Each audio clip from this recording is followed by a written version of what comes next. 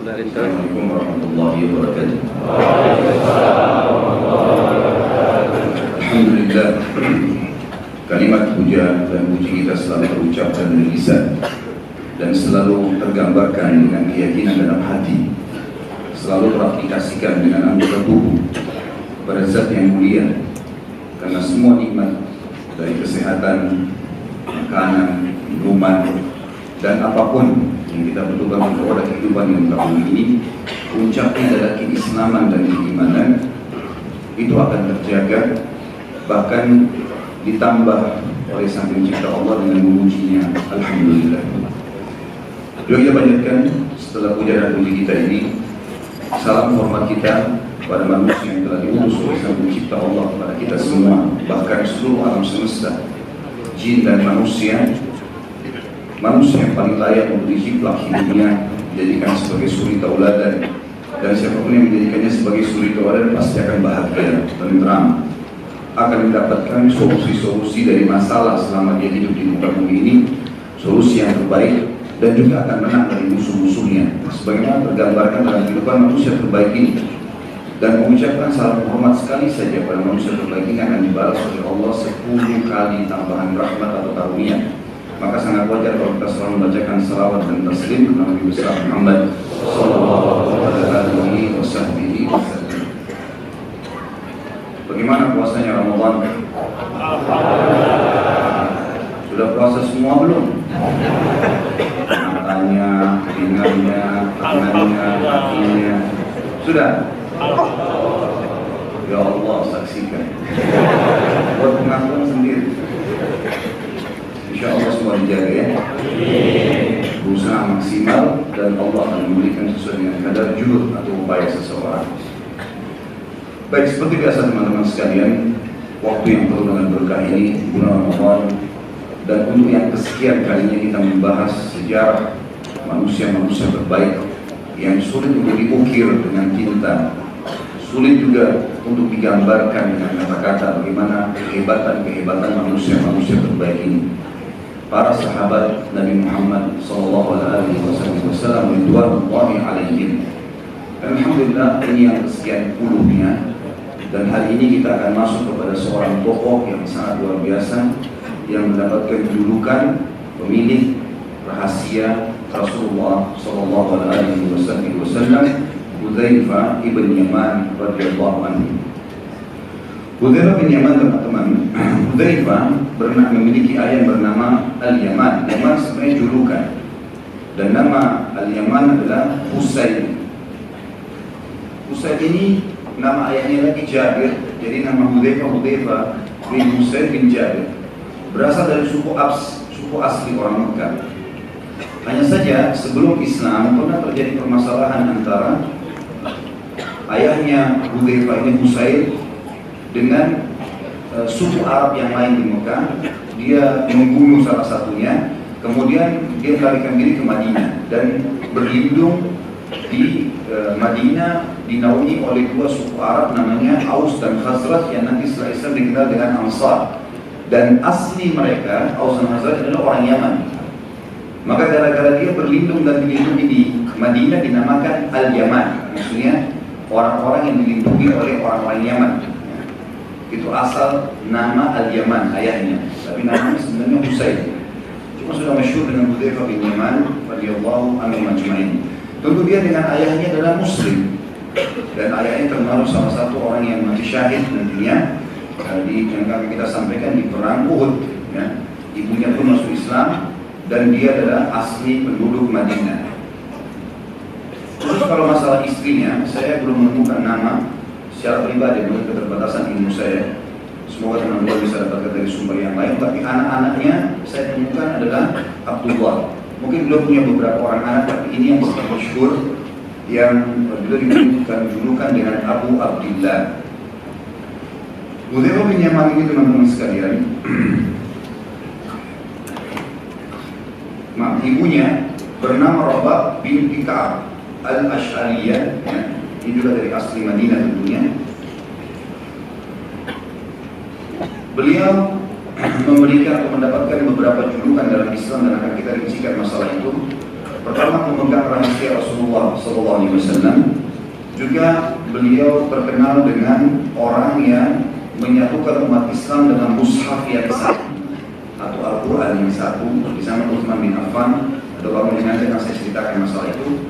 Kemudian juga dia termasuk sahabat yang mendapatkan jaminan surga plus akan menjadi pendamping Nabi di surga.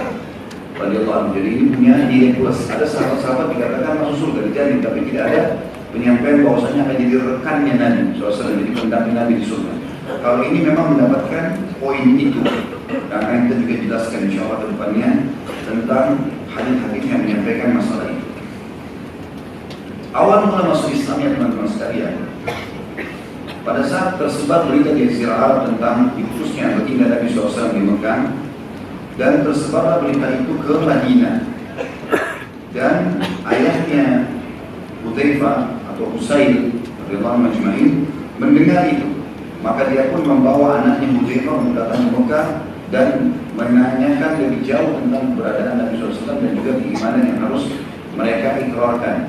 Setelah bertemu di musim haji dengan Nabi SAW, maka keduanya ayah dan anak ini mengucapkan syahadat. Dan pada saat pulang ke Madinah, sekeluarga semuanya, ibunya, adik-adiknya, semuanya masuk dalam Islam. Maka ulama mengatakan Hudzaifah radhiyallahu anhu majma'in dengan orang tuanya, keluarganya semua hidup dalam lingkungan keluarga Islam.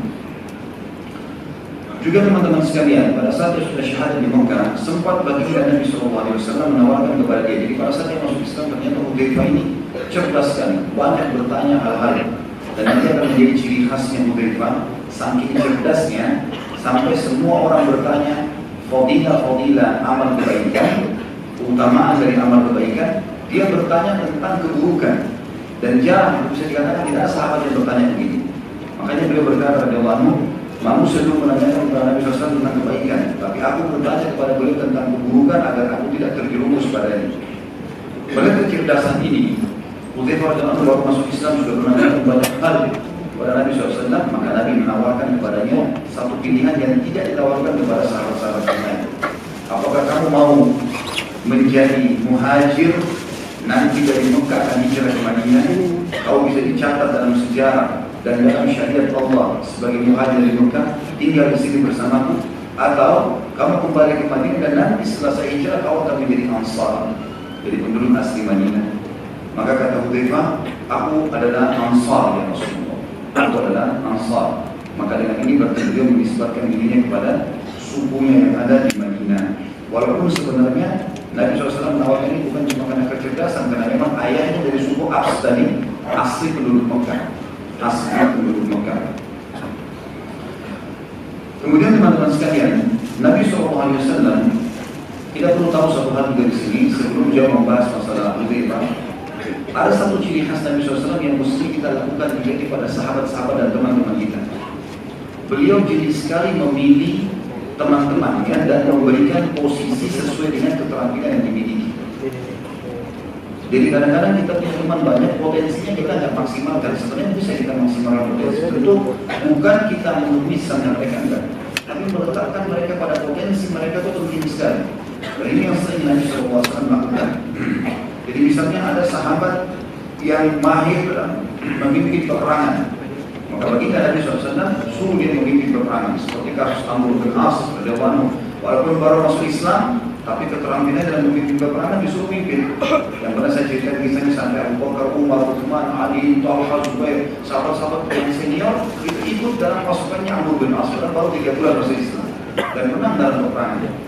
Nabi SAW juga pernah menunjuk Usama bin Zaid, umurnya 17 tahun waktu itu, disuruh memimpin pasukan di akhir hidup Nabi SAW. Padahal dalam pasukan ada Abu Bakar, ada Umar, ada sahabat-sahabat Nabi yang mulia. Berarti beliau posisikan di sini sesuai dengan keterampilan, bukan masalah senioritas. Di Indonesia ini ada masalah kita sedikit, senioritas ini sangat didahulukan, walaupun salah. Mungkin teman-teman tidak asing kayak orang di kampus, atau orang, walaupun dia ya, tidak tahu atau mungkin ada, kita pernah dengar ada kegiatan-kegiatan ospek misalnya, sering memukul yang senior, memukul yang juniornya segala macam, memberitakan hal yang negatif. Ini semua teman-teman sekalian keliru ini, ya. Keliru. Tentu saya bicara secara global, bukan bicara secara khusus ya.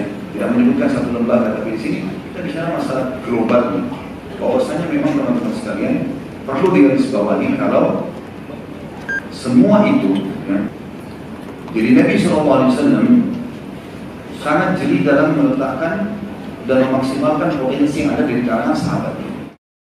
Tentu tanpa menunggangi mereka, bukan berarti ini menggunakan kesempatan dalam arti kata mumpung teman saya kaya maka saya gunakan hartanya, bukan itu. Untuk kemuliaan pribadi bukan. Nabi SAW punya sahabat Abu Bakar, punya sahabat bahkan mertua beliau orang kaya raya. Tapi Nabi SAW pernah utang dari pendeta Yahudi, padahal beliau punya mertua kaya raya. Beliau juga punya anak mantu Utsman bin Affan kaya raya. Tapi Nabi tidak mengundi sama mereka, Nabi tidak minta. Nabi SAW bawa baju perangnya dengan mulia, digadaikan kepada orang Yahudi supaya tidak mengganggu harta muslimin. Dan itu juga sudah sama nilai baju perang dengan yang dipanggil sama. Kalau Nabi SAW menunjukkan maka sudah terbayar, seperti itulah. Jadi di sini bukan maksudnya menunggangi potensi yang ada supaya kita itu hidup mewah sendiri, bukan itu yang dimaksud. Dari sini adalah bagaimana meletakkan mereka pada posisinya. Sama tadi kasus-kasus pemimpin perang ya. Sama juga muadzin. Nabi SAW tidak pilih sembarangan orang. Waktu pertama lafaz adzan diajarkan, ya, yang mimpi itu sebenarnya ada seorang sahabat mimpi mendengarkan suara azan. Lalu dia datang kepada Nabi SAW mengatakan, ya Rasulullah. Itu kan Nabi bilang, coba cari sebuah tanda yang bisa membuat kita semua kumpul untuk sholat. Maka sempat ada ide mendatangkan lonceng seperti orang-orang Nasrani, gitu kan? Tapi sahabat ini mimpi. Dalam mimpinya dia lihat ada orang bawa lonceng, kemudian orang itu ditanya oleh sahabat ini, apakah kau ingin menjual lonceng itu? Kata orang itu, untuk apa? Dia bilang untuk panggilan sholat kami. Kata orang itu dalam mimpinya, ya, maukah saya tunjukkan kamu sesuatu yang lebih baik daripada lonceng ini? Kata sahabat ini, tentu saja. Lalu diajarkan lafaz azan, Allahu Akbar, Allahu Akbar, Allahu Akbar, la ilaha illallah, dan seterusnya. Setelah itu dia datang ke masjid Nabi SAW mengatakan, ya Rasulullah, ini tidur siang waktu itu, kailula. Maka dia pun datang kepada Nabi SAW mengatakan, ya Rasulullah, saya mimpi seperti ini. Sahabat ini kata ulama sebenarnya dia yang mimpi, ya, dia yang tahu lafadznya dan suaranya sudah lumayan. Tapi apa kata Nabi SAW? Ajarkan apa yang kau lihat, itu mimpi bagus, tunjuk dari Allah. Yang datang dalam mimpi itu malaikat. Ajarkan apa yang kamu dengar ini kepada Bilal, karena dia lebih indah suaranya dari kamu. Perhatikan Nabi SAW di sini meletakkan pada tempatnya. Potensi Bilal lebih besar daripada kamu. Azan butuh suara yang indah supaya memanggil orang mau sholat, gitu kan? Ini juga perlu digarisbawahi teman-teman. Jangan cuma sekedar mengejar fadilah azan lalu suaranya buruk, mau azan. Ada orang subhanallah suara azannya membuat orang tidur lagi, ya. Saya tidak singgung siapapun, global. Karena sekarang ini sudah mulai ada, ya, fenomena untuk mengerucutkan masalah, seakan-akan sudah menuju kepada sesuatu. Ini global bahasannya, ya. Maka teman-teman sekalian di sini adalah ada orang subhanallah begitu dia azan, dengar azannya saja kita sudah biar ngantuk, hilang ngantuknya, tertarik untuk pergi ke masjid sholat. Maka ini yang dimaksudkan. Tapi Nabi SAW meletakkan potensi itu, ya, pada tempatnya. Dan banyak sekali seperti kasus juga pengelolaan harta, pengumpulan zakat, ya, harus orang-orang yang amanah. Ikrimah bin Abi Jahal yang pernah kita bahas teman-teman sekalian dulu, anaknya Abu Jahal baru masuk Islam. Nabi SAW perintahkan untuk mengumpulin zakat. Ini enggak sembarangan orang nampil zakatnya, orang banyak. Zakat itu ada unta, ada kambing, ada emas, ada perak, harus orang yang amanah. Dia sembunyikan satu, enggak ada yang tahu. Tapi Nabi SAW suruh Ikrimah yang baru masuk Islam, karena Ikrimah punya kemuliaan jiwa dan dia amanah orangnya. Contoh saja. Begitu pula dengan, tentu banyak contoh-contoh masalah ini, ya. Begitu pula dengan Hudzaifah radhiyallahu anhu. Hudzaifah, Nabi SAW melihat anak ini punya potensi yang luar biasa, dia bisa dititipkan rahasia. Kalau disampaikan sesuatu, jangan sampaikannya, iya enggak, udah. Coba bandingkan, misal contoh kasus banyak diantara kita begitu, ya. Temannya bilang, saya mau cerita sama kamu, ya, tapi tolong jangan ceritain orang. Biasa kan dia bilang iya, tapi nanti dia bilang lagi sama temannya, ada yang itu cerita, katanya jangan cerita orang, ya. Tapi dia sekarang cerita, jadi kamu jangan cerita orang. Bagaimana caranya bisa dikatakan seperti ini? Orang kalau dikatakan menyimpan rahasia, teman-teman, rahasia simpan, memang sudah begitu. Dan itu potensi tidak semua orang miliki. Ada orang subhanallah kita korek apapun dia tidak bisa, dia tidak sampaikan. Dan itu ada pada diri Hudzaifah radhiyallahu anhu. Asal dia tahu ini kebenaran, dia berpegang. Kalau Rasulullah SAW bilang jangan disampaikan, jangan disampaikan, sudah selesai. Dan sesuatu yang sangat penting berhubungan dengan Hudzaifah adalah beliau sangat mengetahui nama-nama ya, secara pribadi semua orang munafik di zaman Nabi SAW. Dan Nabi tunjuk, hai Hudzaifah, fulan munafik, fulan, semua. Banyak ini, ratusan orang-orang munafik di Madinah, semua dihafal sama Hudzaifah. Hudzaifah tahu, tapi Nabi bilang, jangan sampaikan. Maka Hudzaifah tidak menyampaikan satupun nama munafik itu. Kadang-kadang sholat di sebelahnya. Hudzaifah tahu, tapi Hudzaifah nggak bilang, ini munafik nih. Kira-kira, kalau antum di posisi Hudzaifah, ini orang munafik jangan bilang ya. Bilang nggak? Jujur. Sampai Umar bin Khattab pernah datang bertanya, hai Hudzaifah, apakah saya dihitung sama Nabi termasuk orang munafik? Umar bertanya, karena Nabi nggak sampaikan. Padahal Umar itu mertua Nabi kan. Nabi nggak sampaikan. Kata Hudzaifah, tidak. Dan demi Allah mulai hari ini saya tidak akan sampaikan kepada siapapun. Kalau ada lagi yang nanya seperti kamu, saya nggak mau bilang lagi. Kata Hudzaifah. Jadi beliau luar biasa. Jadi nama-nama orang munafik yang makarnya sangat berbahaya dalam Islam itu disampaikan oleh Nabi SAW hanya kepada satu orang, Hudzaifah radhiyallahu anhu. Yang lain tidak disampaikan oleh Nabi SAW. Dia tahu semuanya. Dan termasuk orang yang Rasulullah SAW tugaskan untuk memata-matai para munafikin itu. Datangi tempat mereka, ini rumah mereka, lihat apa yang mereka lakukan, laporkan ke saya. Itu luar biasa, perilaku yang tidak semua sahabat lakukan. Karena ini tidak gampang ya. Karena kalau bergabung sama orang-orang munafik, teman-teman sekalian, lisan mereka umumnya itu selalu pintar berbicara. Sehingga kita kalau bergabung sama mereka, bisa kita yang terpengaruh. Sama isunya, sama gosipnya, sama apa ini, memang luar biasa mereka itu. Orang-orang munafik dihiasi oleh syaitan dengan kemahiran seperti itu. Membolak-balikan fakta itu sudah sifat mereka dari zaman Nabi SAW. Itu bahaya sekali. Dan ini butuh seseorang kalaupun berbaur sama mereka, harus dia tidak terpengaruh. Makanya tidak semua sahabat. Kita kan mudah terpengaruh ya. Teman kita bilang lapar, kita jadi lapar. Teman kita bilang mau kencing, kita jadi mau kencing. Gampang. Apalagi kalau sudah ceritain berita-berita tentang hal-hal yang besar, maka kan pasti akan lebih luar biasa. Jadi Hudzaifah radhiyallahu anhu ini khusus, dia punya tugas yang pertama mengetahui nama-nama munafik semuanya, yang kedua dia juga mengawasi gerak-gerik mereka, ya, serta memperhatikan gerakan mereka, plus ditambah lagi oleh Nabi SAW, dia punya tugas untuk membendung bahaya mereka terhadap Islam dan kaum muslimin. Ini pelajaran juga teman-teman sekalian ya, bahwasanya orang munafik di tengah-tengah umat Islam itu akan ada sampai menjelang hari kiamat. Jangan terpengaruh dengan nama.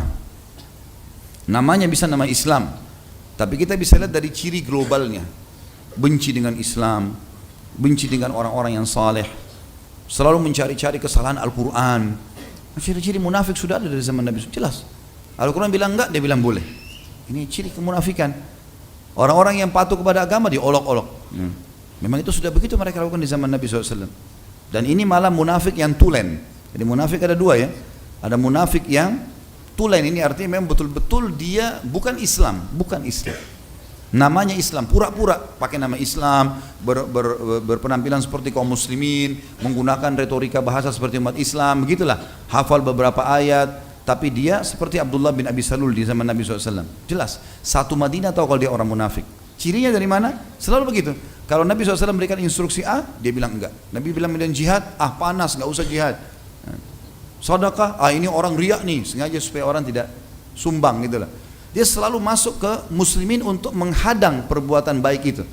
Sampai orang-orang munafik di Madinah yang tulen ini kadang-kadang kalau ada waktu Nabi SAW panggil perang Tabuk, ayo perang, jihad.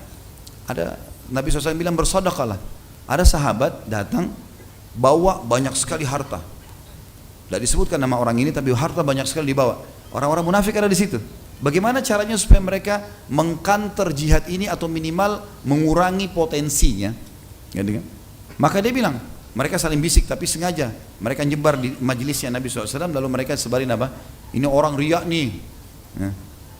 Ya, ini orang riak, ini bawa-bawa harta banyak begini. Padahal orang itu ikhlasnya datang. Dan tersebar di antara muslimin tidak sedikit mereka terpengaruh dengan gosip seperti itu. Oh iya mungkin riak nih, benar nih. Akhirnya orang jadi gibah, berdosa. Itu perilaku yang mereka tunjukkan. Tidak lama kemudian sahabat ini kan dia tidak dengar. Sahabat ini kemudian jalan. Ada sahabat lagi datang bawa cuma satu piring kecil kurma. Dia nggak punya kecuali itu, gitu kan? Lalu dia mengatakan, ya Rasulullah, ini yang saya punya. Nabi SAW terima. Munafik ini bicara lagi dalam majelisnya Nabi SAW. Tapi mereka pintar ya, sebar, menyebar. Sana ada, di sana ada, di sana ada, seperti itu. Jadi ini bukan mustahil mereka lakukan di majelis-majelis kita. Mereka ada, nyebar. Saya nggak bilang di sini, insya Allah ada. Kalau ada itu urusan dia sama Allah dah, gitu kan. Alhamdulillah kita orang beriman kepada Allah, nggak ada masalah. Tapi rupanya mereka sebarin berita apa lagi? Itu bisa apa itu satu piring kurma, pasukan besar, padahal mereka sendiri nggak nyumbang. Mereka nggak nyumbang, cuma supaya menghalang itu saja. Jadi ciri mereka begitu, selalu Islam dia berusaha bagaimana mengkanter. Kalau bisa membatalkan ya, kalau enggak kanter saja, gitu kan. Dan sudah biasa. Bukankah mereka yang sebarin fitnah? Aisyah berzina radhiyallahu anha, istri Nabi dituduh berzina. Ya, gitu. Apalagi kalau cuma seorang dai, seorang kecil sekali. Nabi aja mereka sudah fitnahin, apalagi orang biasa. Seperti itulah, ya. Itu ciri. Dan ini ada teman-teman di tengah-tengah kaum muslimin. Kita harus berhati-hati dari orang-orang munafik, karena orang munafik lebih berat daripada orang kafir. Orang kafir jelas-jelas kekafirannya. Kita tahu kafir, ini enggak. Berwajah kita, berbicara dengan bahasa kita, gitu kan. Tapi cirinya ada. Kalau ada orang seperti ini, maka kita harus berhati-hati dari mereka. Karena selalu pembicaraannya pasti tertuju kepada masalah menghadang Islam atau mencari celah supaya potensi yang ada itu bisa tertahan. Seperti itulah. Kalau masalah ciri orang munafik yang kalau berbicara dusta, kalau dia berjanji dia pungkiri, kalau ada ini pada seseorang, kalau dia diberikan amanah dia berkhianat, ini ciri-ciri yang bisa membawa kepada munafik yang besar tadi. Jadi munafik yang pertama yang tulen ini yang berbahaya. Kalau orang munafik yang kedua hanya ada ciri kemunafikan padanya, gitu kan? Maka ini mungkin masih bisa dinasihatin, karena semua orang bisa bohong. Nggak mungkin orang bohong lalu kita bilang dia munafik, enggak. Tapi ada padanya sifat kemunafikan. Mungkin dia muslim tapi lemah imannya. Seperti itulah ya. Tapi di sini teman-teman ada informasi penting tentang masalah adanya kemunafikan, dan Nabi SAW informasikan itu. Bayangkan pernah terjadi di zaman Umar bin Khattab. Umar bin Khattab di zaman khilafahnya itu Hudzaifah masih hidup, gitu kan? Jadi Umar bin Khattab kalau mau nunjuk satu gubernur di satu wilayah, tanya Hudzaifah dulu. Ini yang saya mau tunjuk fulan, munafik bukan? Karena dia tahu, gitu kan? Kebanyakan Hudzaifah tidak jawab. Hudzaifah tidak jawab. Setelah penobatan gubernur-gubernur ini, pernah satu kali Umar tanya, "Hai Hudzaifah, ada enggak di antara gubernur saya munafik?" Hidup dari zaman Nabi tapi munafik yang benar. Kata Hudzaifah, ada satu orang. Kata Umar, siapa? Kata Hudzaifah, saya tidak mau bilang. Bukan urusan saya itu menyebutkan namanya. Lalu kata Hudzaifah, Allah memberikan ilham kepada Umar, akhirnya Umar tahu siapa orang itu dan dipecat.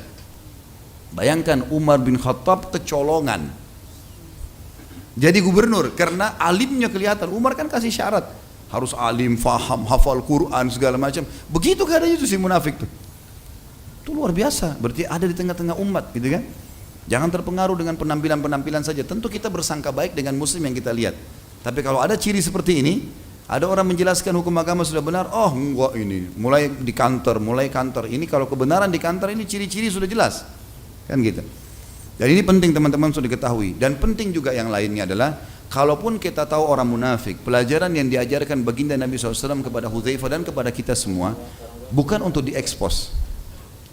Walaupun kita tahu, bukan berarti kita ekspos nih munafik nih begini-begini, enggak. Tidak usah kita ekspos, karena memang Nabi SAW suruh jaga. Padahal waktu itu Nabi kan bisa bilang, ini orang munafik nih semua, si fulan, keluarkan dari Madinah, bisa saja. Bersihkan Madinah dari mereka, tapi enggak. Kenapa Nabi SAW suruh tetap tinggal? Karena mereka walaupun ada keburukan, masih bisa dianggap mad'u. Masih bisa dianggap orang yang boleh didakwahi. Karena banyak diantara orang munafik di zaman Nabi SAW yang sadar. Yang sadar setelah ikut berperang dengan Nabi SAW, setelah ikut dalam majelis beliau. Walaupun ada diantara mereka yang tidak sadar, memang jelas-jelas seperti itu. Ini pelajaran teman-teman sekalian yang perlu kita ambil.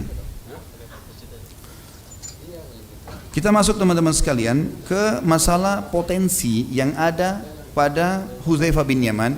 Selain rahasia yang Nabi SAW simpankan kepada dia, khususnya para orang munafik, juga beliau adalah sahabat yang paling faham tentang hadis-hadis fitan, hadis fitnah yang akan terjadi setelah meninggalnya baginda Nabi SAW. Ya. Contoh misalnya, pernah Umar bin Khattab memanggil Hudzaifah lalu berkata, "Hai Hudzaifah, hadis-hadis tentang fitnah yang akan terjadi di tengah-tengah umat. Karena zaman Umar kan Islam kuat sekali, luar biasa gitu.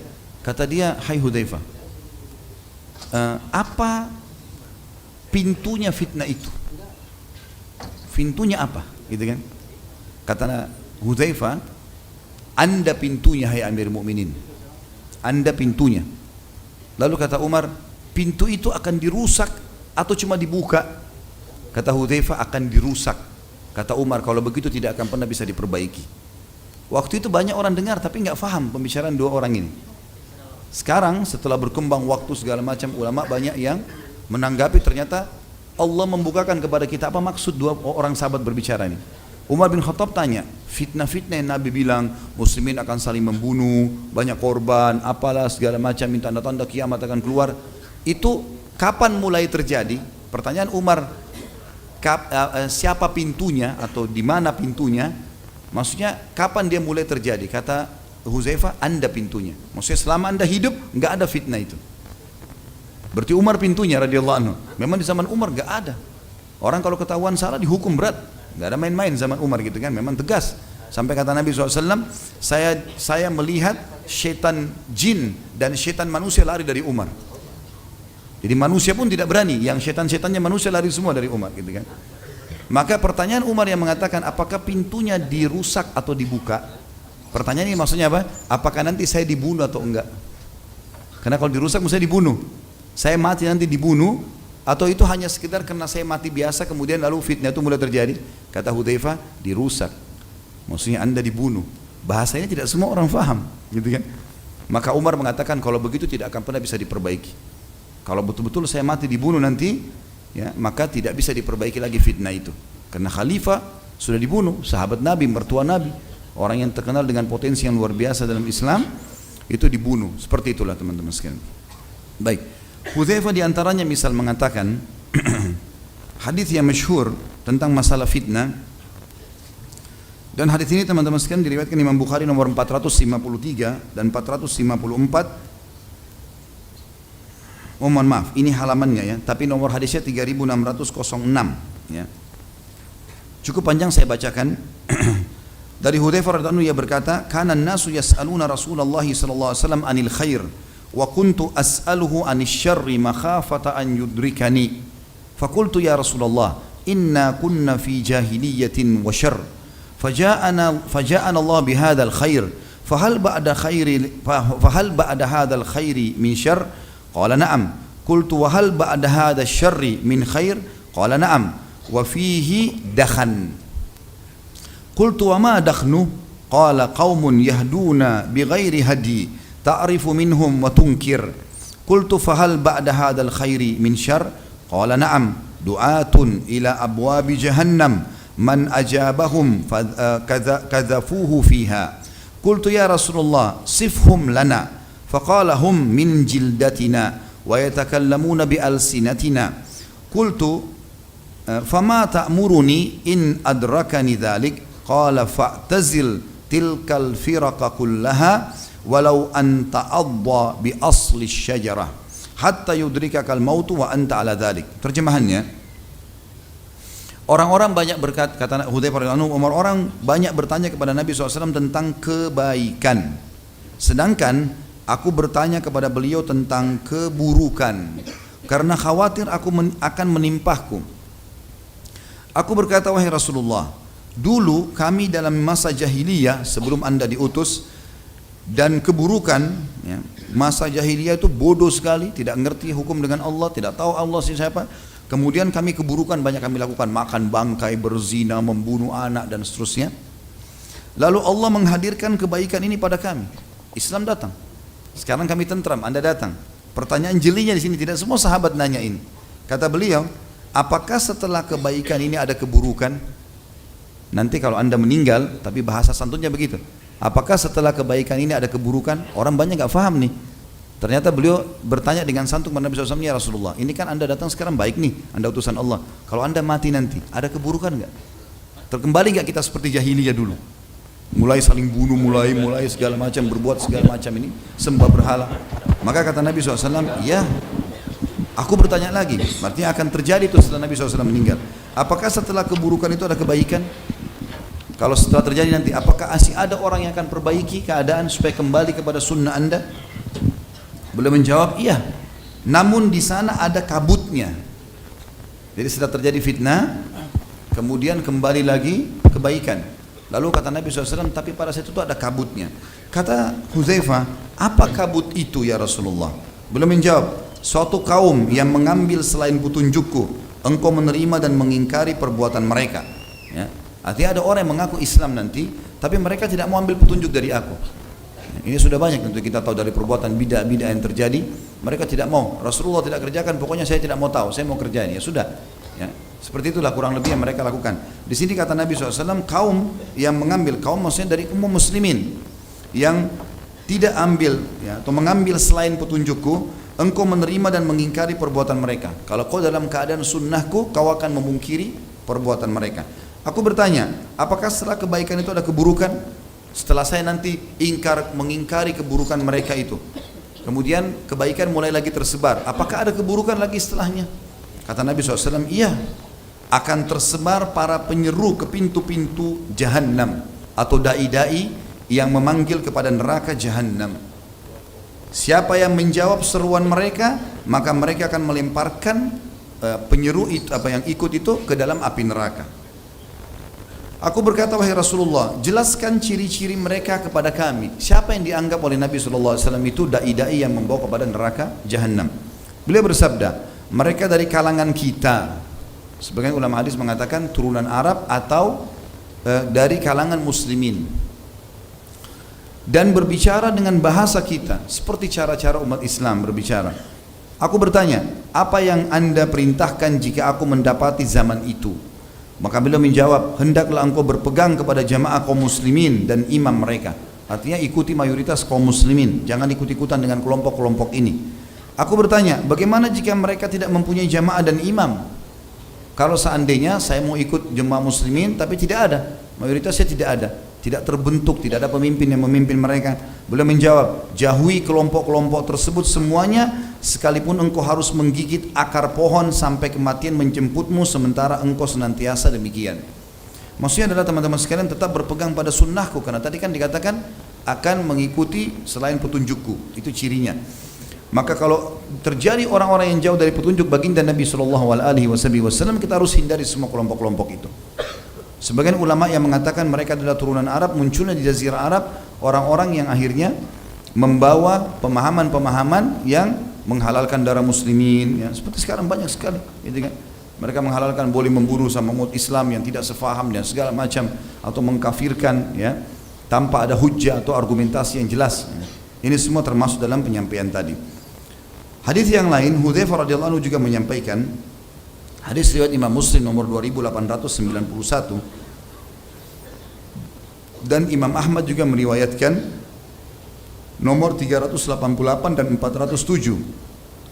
Hudzaifah radhiyallahu anhu berkata, wallahi inni la'alamun nasi bi kulli fitnatin hiya kainatun fima baini wa bainas sa'ah. Demi Allah, sesungguhnya aku adalah orang yang paling mengetahui setiap fitnah yang terjadi, yang ada di antara aku dan hari kiamat. Artinya Hudzaifah radhiyallahu anhu mengetahui semuanya, tidak terkecuali, dan saking cerdasnya, hafalannya kuat sampai beliau tahu satu persatu kejadian. Bahkan sebagian ulama hadis mengatakan beliau mengetahui kapan terjadi, waktunya. Fitnah ini dulu, baru fitnah ini, bagaimana prosesi terjadi, bagaimana keluar dari fitnah itu, ya, berapa besar efeknya nanti fitnah yang keluar datang, dan seterusnya, seperti itulah. Dan beliau mengatakan antara aku dan sampai hari kiamat, maksudnya antara di zaman Nabi SAW sampai hari kiamat, semua beliau tahu. Dan ini teman-teman pelajaran juga di sini, kalau bolehnya seseorang yang menguasai sebuah bidang dan dia mengatakan, atau keterampilan dia mengatakan saya ahlinya. Misal mati lampu, kemudian dibutuhkan siapa nih yang bisa, kita tanyain misalnya, ada satu orang ikhwan mengatakan, oh saya tahu, saya ahlinya di bidang listrik itu. Kemudian dia coba menunjukkan keterampilannya itu. Ini dibolehkan. Seperti juga dalam peperangan Nabi SAW bertanya, kalau ada musuh yang mengajak duel, siapa yang mau duel, maksudnya siapa yang punya keterampilan untuk ini, tidak usah semuanya maju. Ada orang subhanallah berani pada saat rame-rame, ya? Ada orang kalau sendiri nggak berani, dia duel nggak berani gitu. Maka Nabi SAW tanya, siapa yang mau, siapa yang punya keterampilan di sini, Kalau ada sahabat berdiri baru ditunjuk oleh Nabi SAW. Maka ini boleh teman-teman menyampaikan masalah itu. Dan tidak boleh sebaliknya seseorang bukan ahlinya berbicara di bidang yang bukan ahlinya dia. Kata Nabi SAW, siapapun ya, kalau perkara itu dikembalikan bukan pada ahlinya maka tunggulah kehancuran. Sekarang begitu banyak orang tidak paham agama bicara masalah agama, hanya kena performance saja gitu kan. Ini bahaya sekali. Sama dengan orang tidak paham listrik bicara masalah listrik, konslet semua nih, ya. Kemudian hadis selanjutnya adalah hadis Nabi SAW dari Hudzaifah juga radhiyallahu anhu, dia berkata, riwayat Imam Bukhari nomor 433 dan Imam Muslim nomor 3891, qama fina Rasulullah maqama fahaddatsana bima huwa kainun ila qiyamis sa'ah fahafidhahu man hafidha wa nasiyahu man nasiya. Rasulullah SAW berdiri di hadapan kami dalam suatu kesempatan, lalu beliau menyampaikan kepada kami apa yang terjadi sampai hari kiamat. Maka di antara kami ada yang menghafalnya dan di antara kami ada yang melupakannya. Ya. Tentu Imam Az-Zahabi sini menanggapi, sebenarnya Imam Az-Zahabi mengatakan rahimahullah, pemilik kitab Al-Kabair yang juga sudah kita bahas bukunya, salah satu ulama hadis, beliau mengatakan dimaksud sini Nabi SAW berdiri sehari adalah Nabi sampaikan apa yang perlu disampaikan pada hari itu. Tapi bukan berarti semua kejadian yang akan terjadi secara berurut. Ya, kalau yang berurut ini Nabi SAW sampaikan khusus kepada Hudzaifah bin Yaman radhiyallahu anhu majma'in. Dalam riwayat lain dari Za'zan, ya, rahimahullah salah satu tabi'in, bahwasanya Ali bin Abi Thalib ditanya tentang Hudzaifah radhiyallahu anhu, maka dia berkata, dia mengetahui orang-orang munafik dan bertanyalah kepadanya tentang perkara-perkara sulit, karena jika kalian bertanya kepadanya niscaya kalian akan mendapatinya sebagai orang yang berilmu. Ini kedudukan orang yang berilmu teman-teman sekalian, ya. Yang punya potensi kecerdasan ini penting diarahkan kepada agama.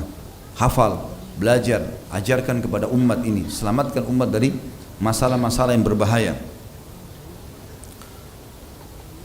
Kemudian Hudzaifah coba memberikan gambaran kepada kita juga pada saat ditanya satu waktu. Ini semua berhubungan dengan fitnah ya.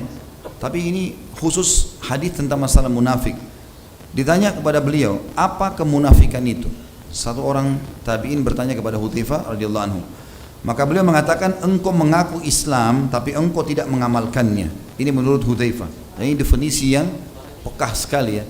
Engkau mengaku Islam tapi engkau tidak mengamalkannya. Muslim tapi tidak sholat. Muslim tapi tidak puasa. Muslim tapi masih melanggar, buat dosa. Ini beliau menganggap ini adalah munafik. Dan kita sudah tahu orang yang paling kenal munafik siapa? Hudzaifah. Berarti ini definisi yang sangat luar biasa dan kuat untuk dijadikan sebagai referensi tentunya.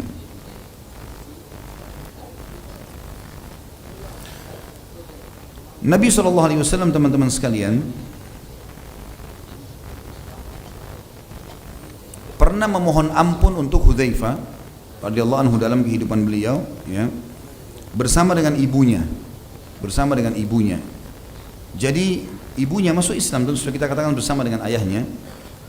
Dan Hudzaifah radhiyallahu anhu satu waktu pernah pulang ke rumah lalu ditanya oleh ibunya, sudah berapa lama kau berteman dengan Nabi SAW? Maka Hudzaifah mengatakan, sejak saat ini dan itu. Lalu ibuku menyalahkanku dan mencelaku, lalu aku berkata kepadanya, biarkan aku. Maksudnya ibunya mengatakan, kenapa cuma sekian waktu kau habiskan waktu sama Rasulullah, mestinya lebih lama. Ibunya ingin lebih banyak belajar gitu kan. Maka kata Hudzaifah, biarkan aku ibu, aku akan tanya ini kepada Nabi SAW, apakah waktu yang aku luangkan sudah cukup atau tidak. Lalu kemudian kata Hudzaifah, aku pun mengikuti Nabi SAW sholat maghrib berjamaah. Setelah itu ya, orang-orang sudah mulai berpisah dengan Nabi SAW karena Nabi SAW pulang ke rumahnya, ya. Jadi antara maghrib isya beliau pulang ke rumahnya dan aku pun mengikutinya, ya.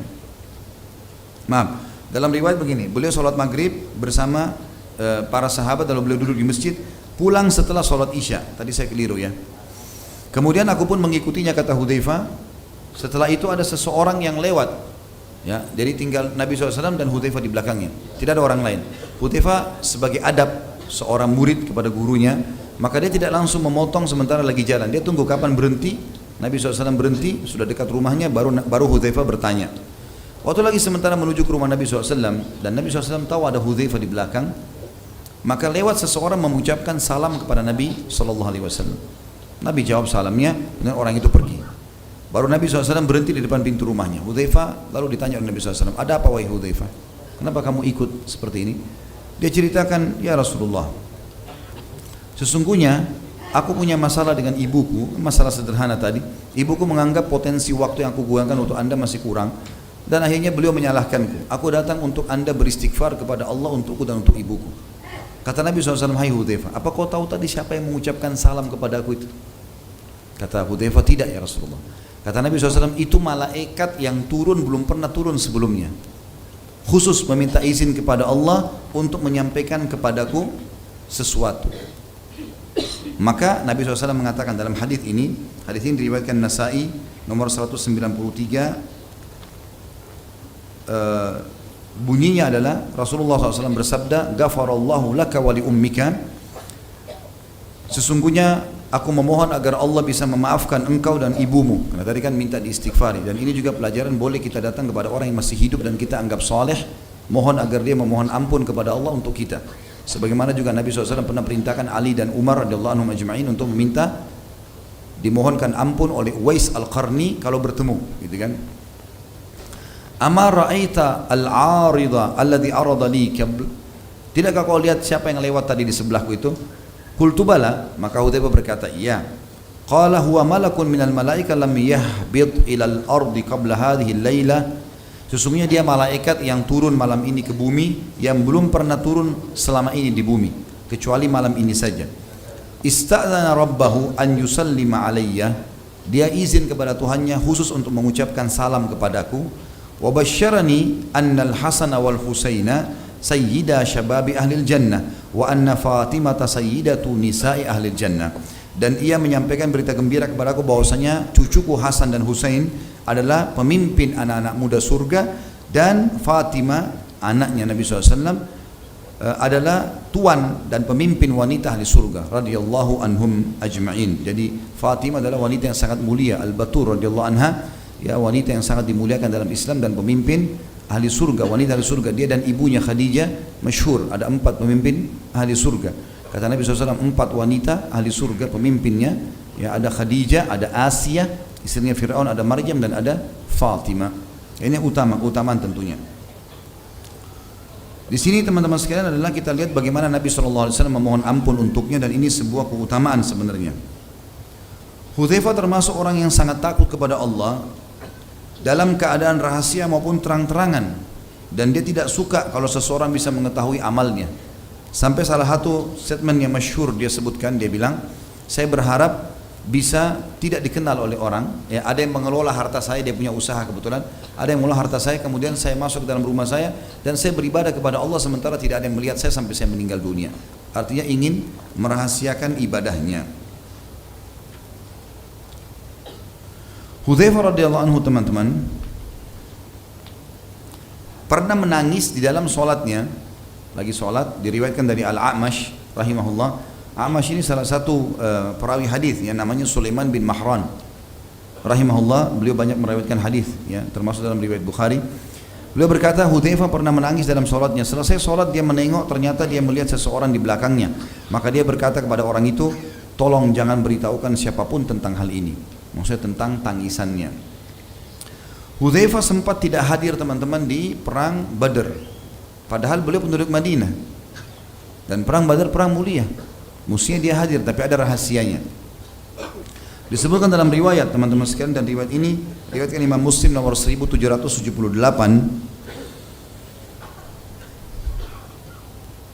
Hudzaifah sendiri menjawab pertanyaan pada saat kita bertanya, kalaupun kita bertanya kenapa tidak hadir di Badar, dia mengatakan, tidak ada yang menghalangiku untuk ikut dalam perang Badar kecuali bahwa aku keluar bersama ayahku satu waktu, lalu orang-orang kafir Quraisy menangkap kami.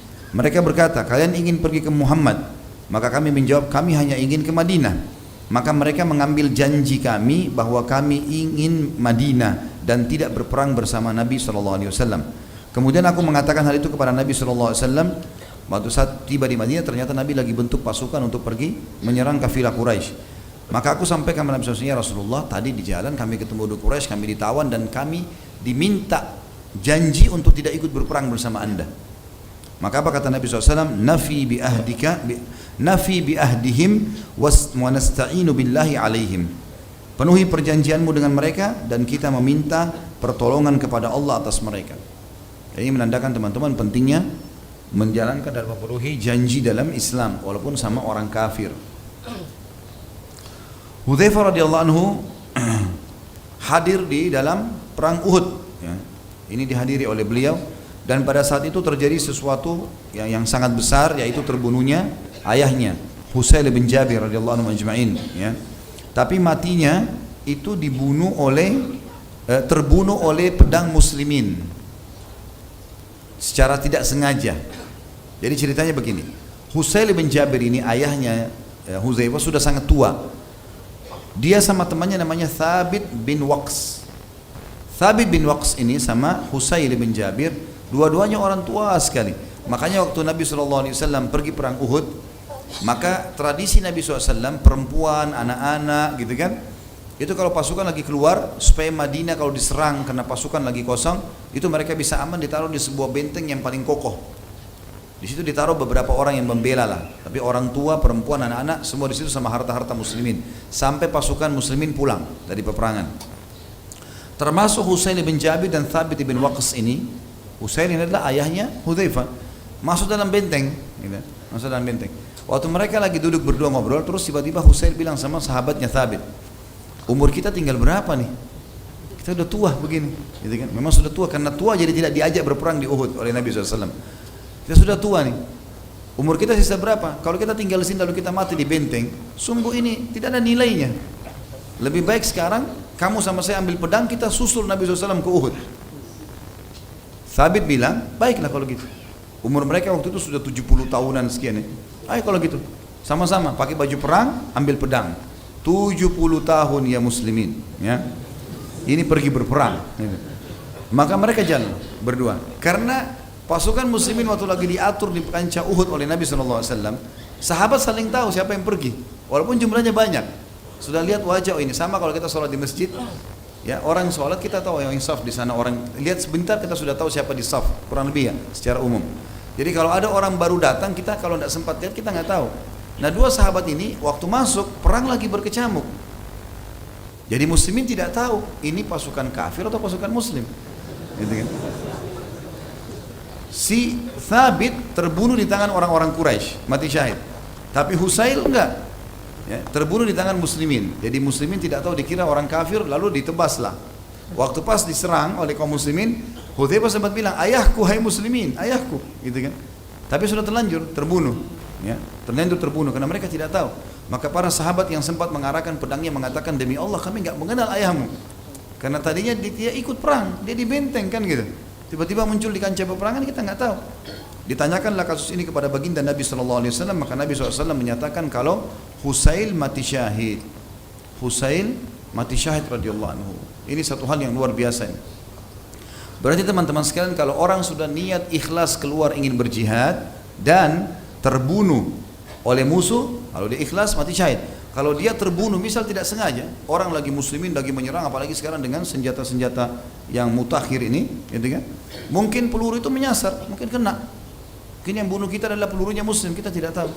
Mungkin ada teman dari belakang cukup jauh lalu meleset peluru tersebut bukan ke musuh ke kita. Kalau ini memang tidak disengaja, kita yang mati syahid kalau sudah di medan perang asal ikhlas, yang membunuh tidak dihukum. Ini hukum syar'i. Dia tidak sengaja, kecuali dia sengaja membunuh seorang muslim. Ada kejadian lain teman-teman sekalian dalam masalah kiprah Hudzaifah dalam kancah peperangan, yaitu di perang Khandaq, ya, atau perang Ahzab. Sudah sering kita ceritakan peperangan ini teman-teman sekalian, tapi ada kisah yang unik di sini.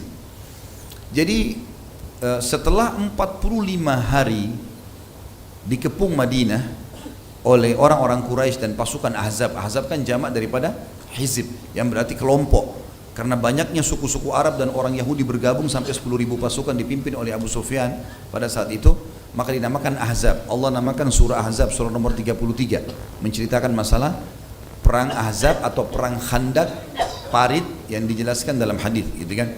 Kalau perang Ahzab disebutkan dalam Al-Quran, kalau perang Khandaq, istilah Khandaq digunakan di dalam hadis Nabi SAW. Yang jelas teman-teman sekalian, pada saat itu sudah dibuat parit, muslimin berhasil menahan serangan-serangan musuh, ya. Di zaman kisah Ali bin Abi Thalib sudah kita ceritakan, kisah juga Zubair bin Awam sudah kita jelaskan ya, bagaimana peperangan-peperangan ini terjadi. Juga kisah Jabir bin Abdullah, masalah kisah makanan yang jadi banyak pada saat itu sudah kita pernah jelaskan. Jadi kita masuk ke inti bahasan masalah Hudzaifah saja. Setelah 45 hari mengepung Madinah dan mereka tidak mampu sama sekali untuk masuk, maka ada satu orang pemimpin Quraisy namanya Naim bin Mas'ud. Naim ini entah bagaimana kuasa Allah, dia tadi orang keduanya Abu Sufyan, orang yang paling benci dengan Islam. Dia tiba-tiba memanah ke arah seberang parit muslimin, surat isinya, wahai Muhammad, jemputlah aku karena aku ingin masuk Islam. Maka Nabi SAW bilang kepada para sahabat, turunkan tangga buat dia, dari tali sama kayu, turunin di parit, dijemput malam hari. Orang-orang Quraisy tidak ada yang tahu, dia sendiri turun. Datang Naim bin Mas'ud, betul-betul dia masuk Islam, syahadat. Nabi SAW gembira gitu kan, ini pimpinan Quraisy.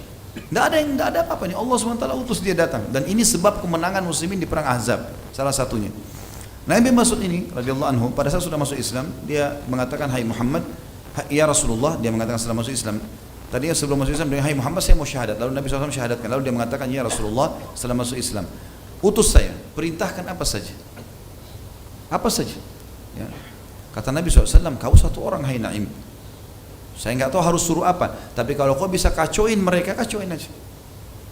Maka berdirilah Naim mengatakan, baik, saya akan lakukan ya Rasulullah.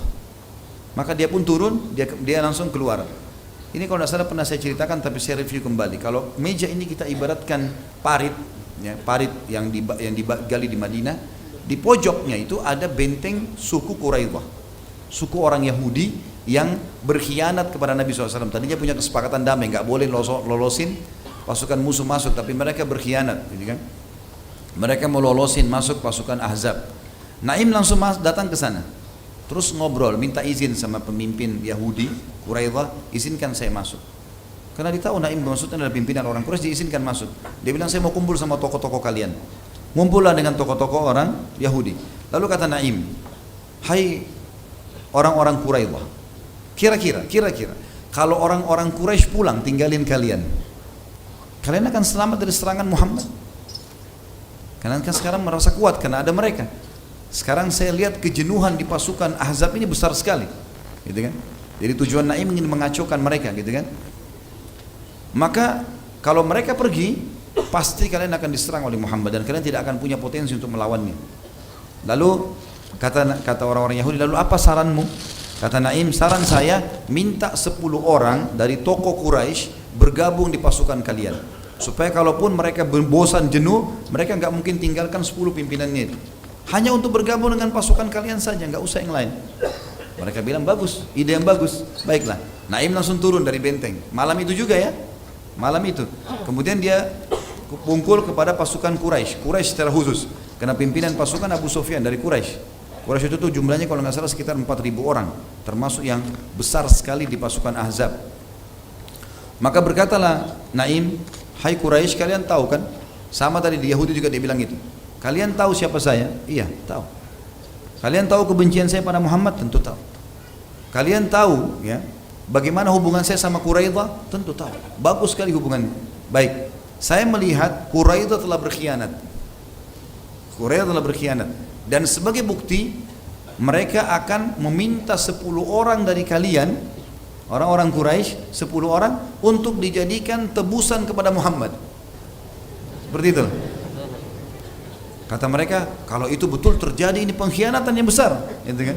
Kata orang Quraisy. Tapi Abu Sufyan jeli. Abu Sufyan itu pimpinan mengatakan, sebentar, saya pastikan dulu ke Quraidah. Lalu dia pergi ke sana, minta dibuka pintu gerbang, dibuka. Lalu Abu Sufyan kumpul. Abu Sufyan pakai strategi perang. Dia tidak bertanya apakah Naim datang segala macam, enggak. Bukan seperti kita kalau ngobrol sama teman, perang beda, gitu kan? Maka dia bilang, hai Yahudi, besok kita akan serang Madinah. Kalian dari benteng kalian, kami dari parit, dari depan parit, gitu kan? Kata orang-orang Yahudi, hai Abu Sufyan, engkau tahu kalau besok ini hari Sabtu. Hari Sabtu kami nggak berperang, orang Yahudi. Mau Yahudi waktu itu memuliakan hari Sabtu, mereka nggak perang hari Sabtu. Mereka takut kalau lakukan kegiatan yang dilarang hari Sabtu itu, mereka duduk di rumah ibadah, gitu.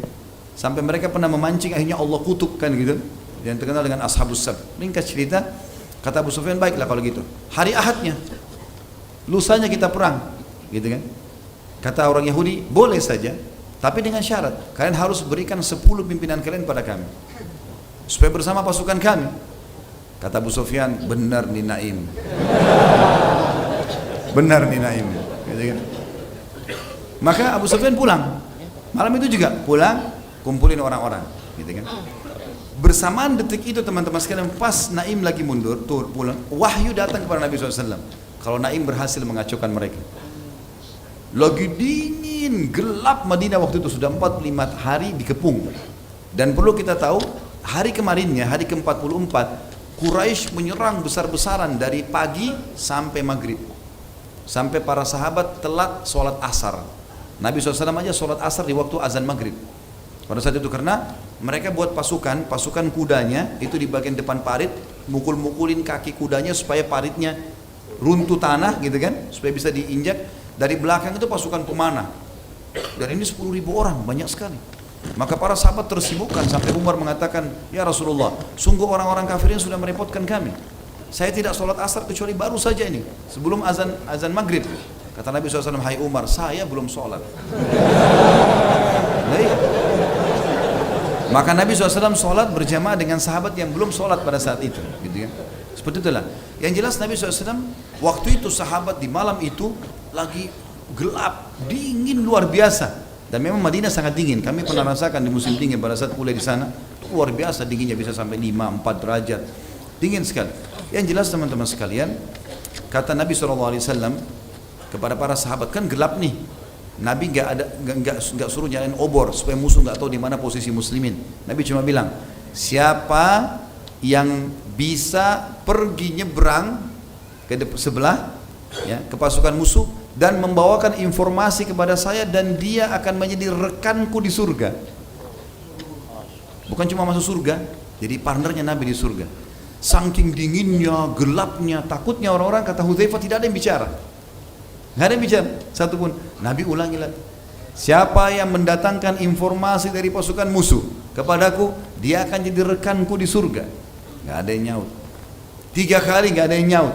Ada 2 riwayat. Riwayat pertama, Nabi SAW mengatakan, Hudzaifah berdirilah. Hudzaifah dipanggil. Riwayat kedua, Nabi SAW lalu berjalan di sekitar sahabat. Kata Hudzaifah, waktu itu saya kedinginan, tidak punya penutup badan kecuali selimut istri saya yang kecil. Saya bawa ke tempat parit yang bisa menutupi cuma sampai lutut. Betis saya sampai kaki ini dingin sekali, gitu kan? Tiba-tiba kaki Nabi SAW tersentuh di kaki saya. Lalu Nabi tanya, man, siapa ini? Kata Hudzaifah, Hudzaifah ya Rasulullah. Kata Nabi SAW, kum ya Hudzaifah, berdiri kau sekarang, kau yang tugas, gitu. Jadi akhirnya Hudzaifah bilang, saya pun berdiri, gitu kan? Berdiri karena diperintahkan oleh Nabi SAW.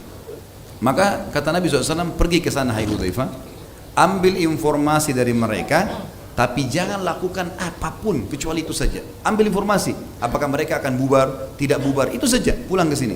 Jangan perang, jangan membunuh, jangan mengambil apapun, pokoknya jangan apa-apa. Baiklah, kata Hudzaifah, demi Allah waktu itu dingin luar biasa, seperti menusuk tulang-tulang. Tapi begitu saya mengiyakan, tiba-tiba badan saya jadi hangat. Saya seperti di dalam sebuah kotak yang panas, yang hangat gitu. Saya turun dari parit, saya naik ke atas, kemudian masuk ke pasukan musuh, gitu kan. Pada saat itu bersamaan Abu Sufyan balik dari tadi bentengnya Quraidah itu. Abu Sufyan di api unggunnya duduk, kemudian dia berkata kepada orang-orang, kumpullah hai pasukan, ya. Ada sesuatu yang penting yang saya ingin sampaikan pada malam ini, dan pastikan orang-orang di sebelah kalian kenal, gitu kan. Jangan sampai musuh nyelinap. Hudzaifah ada di situ, gitu kan.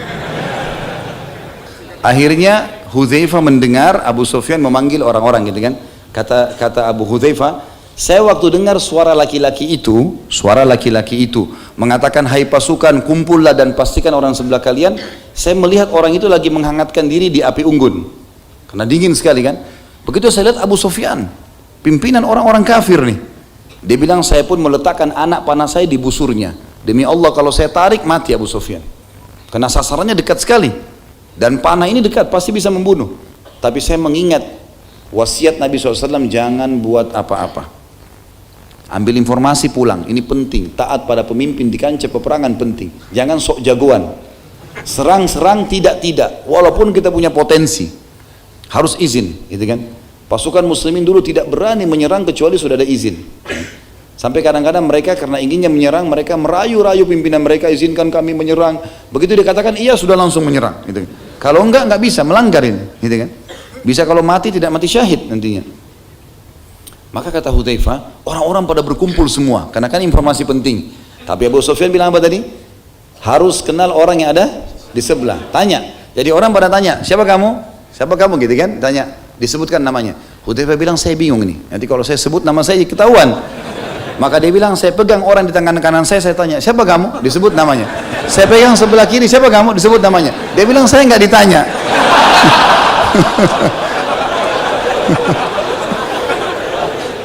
Ini kecerdasan. Sampai dia bilang, saya nggak ditanya akhirnya. Setelah itu dia bilang, saya dengar Abu Sufyan bicara, ada berita penting, Quraisy telah berkhianat. Dan hai manusia, malam ini angin. Pas waktu itu angin berhembus, kata Hudzaifah, keras sekali. Sampai tidak ada kemah, tidak ada kendi-kendi air, panci-panci, semuanya Quraisy terbongkar semua. Kuda-kuda pada lepas dari talinya, gitu kan. Kata Abu Sufyan, Quraisy sudah berkhianat dan kalian lihat angin ini begini kencang. Tidak ada alasan untuk kita tinggal, maka saya perintahkan kalian pulang. Kata Hudzaifah, begitu dengar kata-kata pulang, ternyata memang kejenuhan di pasukan Quraisy, pasukan Ahzab sudah sangat besar. Mereka pun saling mengatakan, pulang, kita sudah dapat perintah. Maka mereka pun semua pulang pada malam itu. Kata Hudzaifah radhiyallahu anhu, saya pun pulang. Saya pun pulang, kemudian saya menyeberang Khandaq sampai masuk ke kemah Nabi SAW. Nabi SAW lagi sholat malam. Dia bilang, saking dinginnya, saya begitu masuk kemah, gitu kan, begitu masuk kemah, tadinya hangat, dingin itu kembali, hilang. Jadi tadi itu hangat cuma Allah kasih untuk mendatangi musuh saja, gitu kan. Dia bilang dingin sekali, tiba-tiba saya menggigil, kemudian saya duduk, menjongkok, gitu ya. Dan Nabi SAW melihat saya, lalu Nabi SAW memberikan kepadaku lagi sholat, beliau mengambil ya kain beliau, ada jubah beliau yang tebal, lalu diberikan kepada Hudzaifah. Dan Hudzaifah bin Yaman memasukkan telapak kakinya di bawah kaki Nabi SAW. Artinya ada sejarah Nabi SAW, beliau berlindung di situ.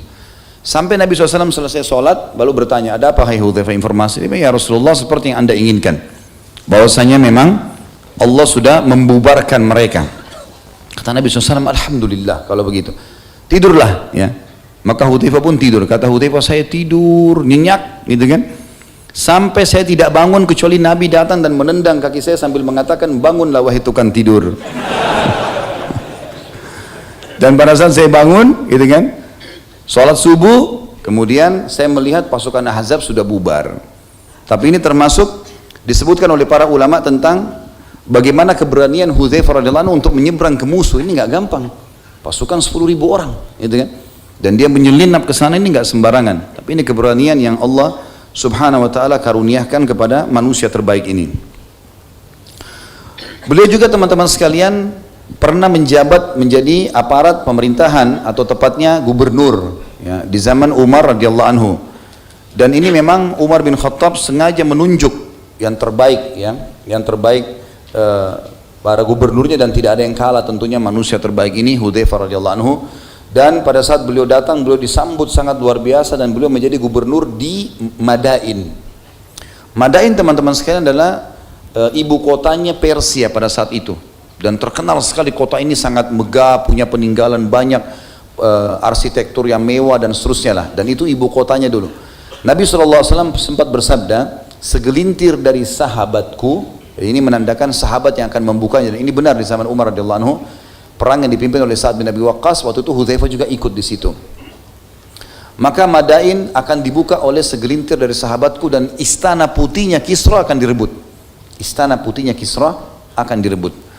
Yang jelas teman-teman sekalian, pada saat itu setelah direbut, takluk, Madain butuh seorang gubernur yang kuat.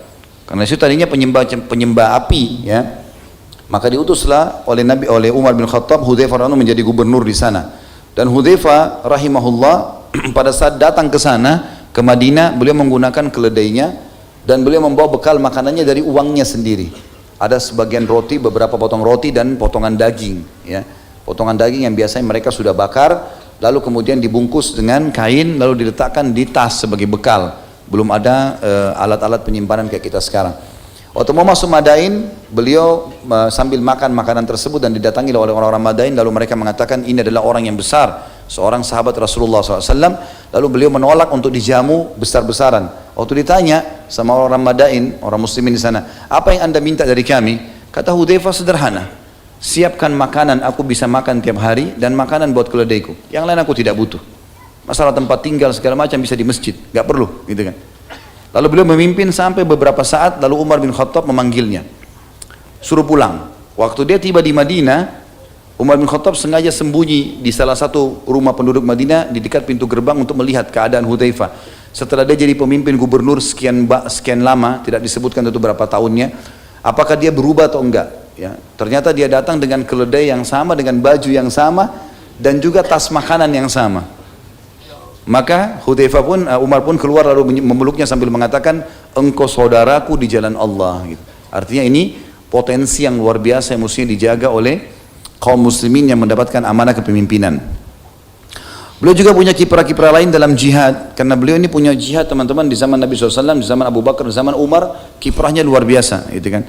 Salah satu peperangan yang sangat besar sebelumnya ada juga setelah dia menjadi pemimpin di Madain, gubernur, ada satu kejadian besar juga teman-teman sekalian. Tiba-tiba tidak tahu kenapa, hikmah dari Allah SWT, Madain ini membuat pasukan muslimin dari Jazirah Arab, orang-orang Arab yang datang dari kalangan sahabat dan tabi'in ke sana, itu tiba-tiba kena penyakit. Penyakitnya mereka tiba-tiba tubuhnya merasa lemas, mereka tidak bisa beraktivitas, ya. Banyak di antara mereka yang kena penyakit di kulitnya, ada masalah, dan yang kena cuma muslimin, gitu kan. Maka dikirimlah informasi ini kepada Umar bin Khattab, kira-kira apa solusinya? Kata Umar, utus Hudzaifah, suruh dia cari tempat. Maka kelilinglah Hudzaifah radhiyallahu anhu, mutar-mutar sampai mendapatkan sebuah wilayah yang bergabung antara pepohonan dengan padang pasir. Maka kata Hudzaifah, ini tempat yang tepat.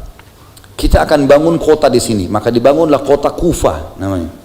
Kalau sekarang di Irak ada kota besar namanya kota Kufah, itu dibangun oleh Hudzaifah radhiyallahu anhu untuk menyelamatkan muslimin. Dan ternyata betul, feelingnya dia sangat luar biasa. Dibawalah seluruh muslimin yang orang-orang Arab tadi, sahabat dan tabi'in ini, pergi ke situ karena lingkungannya lingkungan padang pasir, maka mereka kembali sembuh.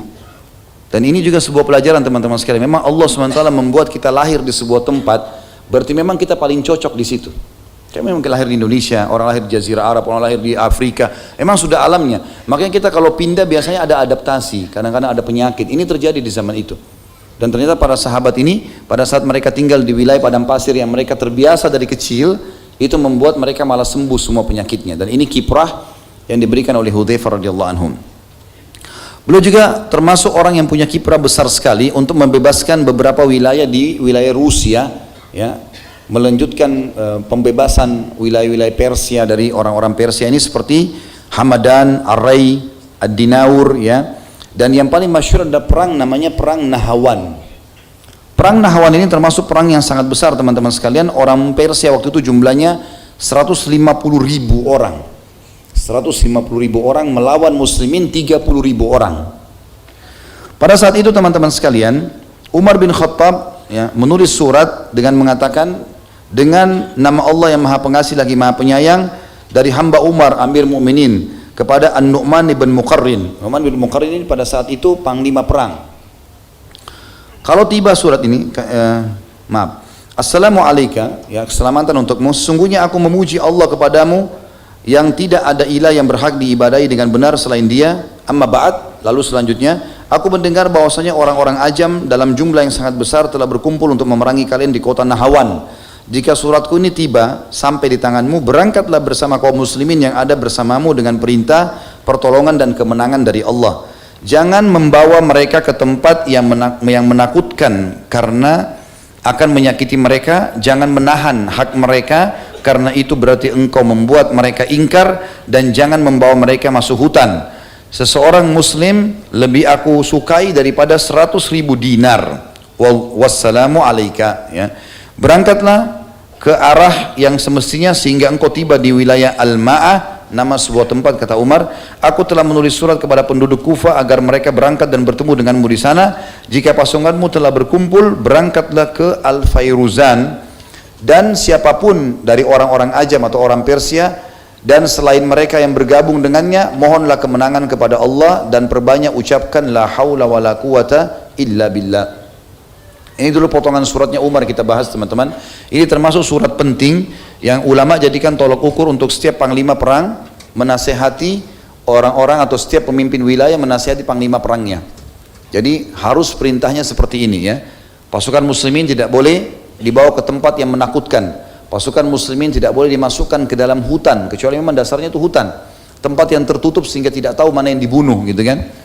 Dan jangan juga sampai mengambil hak mereka, misalnya tidak dikasih makan, tidak dikasih minum, tidak dikasih waktu istirahat, ini semua tidak boleh ya.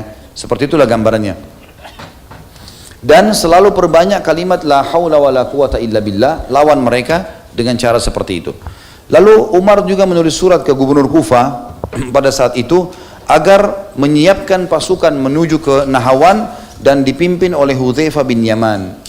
Lalu Umar menggabungkan antara dua sahabat ini, Nu'man ibn Muqarrin. Umar tunjuk sebagai panglima perang, kemudian kalau Nu'man ibn Muqarrin meninggal radhiyallahu anhu, maka digantikan oleh Hudzaifah bin Yaman. Berkecamuklah peperangan yang sangat dahsyat pada saat itu teman-teman sekalian, sampai muslimin 30.000 ini seperti dibahasakan dalam buku-buku sejarah ya, termasuk buku kita menyebutkan seperti burung alap-alap yang berkibar menangkap mangsanya. Artinya burung-burung yang memang pemangsa yang menerkam dan mencengkram mangsa-mangsanya, sehingga tidak ada yang bisa melawan. Dan darah banyak sekali bertumpah pada saat itu di perang Nahawan, dan orang-orang Persia tidak bisa melupakan peperangan ini karena pada saat itu penuh dengan darah, saking penuhnya sampai banyak kuda muslimin yang terpeleset karena banyaknya darah, termasuk Nu'man sendiri radhiyallahu anhu terpeleset dari kudanya, kemudian jatuh dan akhirnya kena panahnya musuh dan mati syahid. Adiknya namanya Suwaid bin Nu'aim. Ini adiknya Nu'man ibn Muqarrin. Dia tidak mau kakaknya ketahuan mati, nanti muslimin jadi goyah gitu kan. Maka dia mengambil bendera dari tangan kakaknya yang sudah jatuh, lalu dia melemparkan kepada Hudzaifah bin Yaman sambil berkata, kita rahasiakan ini agar muslimin tidak terganggu. Maka Hudzaifah pun akhirnya mengangkat bendera tersebut lalu kemudian berperang sampai Allah subhanahu wa ta'ala berhasil memenangkan pasukan muslimin. 150.000 dari pasukan kafir itu, 30.000 mati di kancah peperangan karena duel dengan muslimin. 100.000 mati subhanallah masuk dalam jerat mereka sendiri. Perang Nahawan terkenal, orang-orang Persia karena tidak mau lari dari kancah peperangan, jadi benteng mereka, di depan benteng mereka buat seperti parit. Parit itu ditaruh tombak-tombak runcing penuh sekali supaya pasukan tidak ada yang berani pulang, tidak ada yang berani pergi.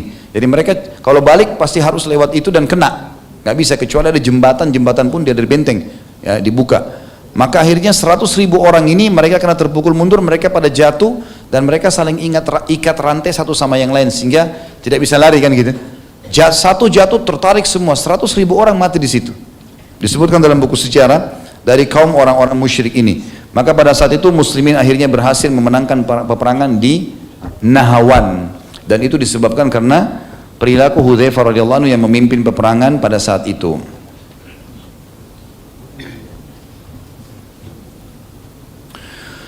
Kemudian teman-teman sekalian, kita masuk ke masalah kesungguhan beliau dalam ittiba, mengikuti Nabi alaihi salatu wassalam. Dan beliau punya pesan-pesannya. Kalau dalam buku kita diangkat beberapa poin. Yang pertama adalah beliau menyampaikan dalam sebuah riwayat yang sahih, ya ma'syaral qurra uslukut tariq fala in salaktumuha laqad sabaqtum sabqan ba'ida wala in akhadtum yaminan wa shimalan laqad dalaltum dalalan ba'ida. Wahai para pembaca Al-Quran dan penghafalnya, berjalanlah di atas jalan yang lurus. Sudah pilih jalan itu, jangan sampai kalian buat kemaksiatan. Karena jika kalian berjalan di atas jalan yang lurus itu, niscaya kalian pasti akan menjadi orang yang utama, mendahului orang-orang yang lain. Tapi kalau kalian jalan dengan jalan yang lain, berbengkok, hafal Quran tapi masih buat maksiat dan seterusnya, maka kalian akan tersesat dengan sesat yang sangat jauh. Dan ini sebuah wasiat yang sangat mulia. Bagaimana Hudzaifah radhiyallahu anhu menyampaikan ini, dan ini pesan dari Nabi SAW yang beliau fahami. Kemudian dalam kejadian yang lain beliau juga menyampaikan tentang masalah zakat. Hudzaifah berkata radhiyallahu anhu, dua perkara yang paling aku takutkan atas manusia, ya. Maksudnya ini pensucian jiwa ya. Mereka mementingkan apa yang mereka lihat daripada apa yang mereka ketahui, dan yang kedua mereka tersesat sedangkan mereka tidak menyadarinya. Jadi ini wasiat tentang tazkiyatun nufus ya, pensucian jiwa, bukan masalah zakat. Maaf tadi saya salah, tapi tazkiyatun nufus ya di sini. Hudzaifah mengingatkan kepada kita agar jiwa kita bersih dan suci. Beliau mengatakan, dua perkara yang paling aku takutkan atas manusia sehingga jiwa mereka tidak suci lagi. Yang pertama, kaum muslimin mereka mementingkan apa yang mereka lihat atas apa yang mereka ketahui. Jadi mereka lihat sesuatu, mereka langsung mengambil sebuah hukum tanpa harus menanyakan benar atau tidaknya. Yang kedua, mereka tersesat sedangkan mereka tidak menyadarinya. Ini sebuah wasiat yang penting bagi seorang muslim untuk memahaminya. Selanjutnya juga beliau mengingatkan, dan ini luar biasa, pesan yang luar biasa ya, tentang masalah bahayanya bid'ah. Hudzaifah radhiyallahu anhu yang terkenal sahabat yang mengetahui rahasia Nabi SAW dan paling tahu tentang masalah fitnah-fitnah yang terjadi, apa yang beliau katakan? Satu hari beliau pernah mengambil batu, dua batu besar yang bisa digenggam dengan dua telapak tangan, yang satu di kanan-kanan, tangan satu tangan kiri. Dan batu ini batu pecahan. Maka beliau mempertemukan keduanya, sehingga pertemuan antara dua batu ini kan ada celah-celah. Di situ ada cahaya yang bisa tembus, tapi kecil sekali kan cahayanya. Apa kata beliau setelah itu? Apakah kalian melihat cahaya yang ada di celah antara dua batu ini? Maka orang-orang yang di sekitar Hudzaifah mengatakan, para tabi'in, tentu wahai Abu Abdullah, tentu wahai ayahnya Abdullah, kami hanya melihat sedikit cahaya di antara keduanya. Ada cahaya tapi sedikit saja, karena celahnya itu kecil-kecil.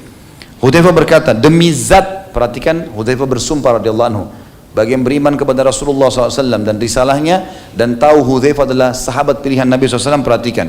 Beliau mengatakan, demi zat yang jiwaku ada di tangannya, bid'ah, ini perkataan Hudzaifah, akan bermunculan sehingga yang terlihat dari kebenaran hanya seperti cahaya di antara kedua batu itu.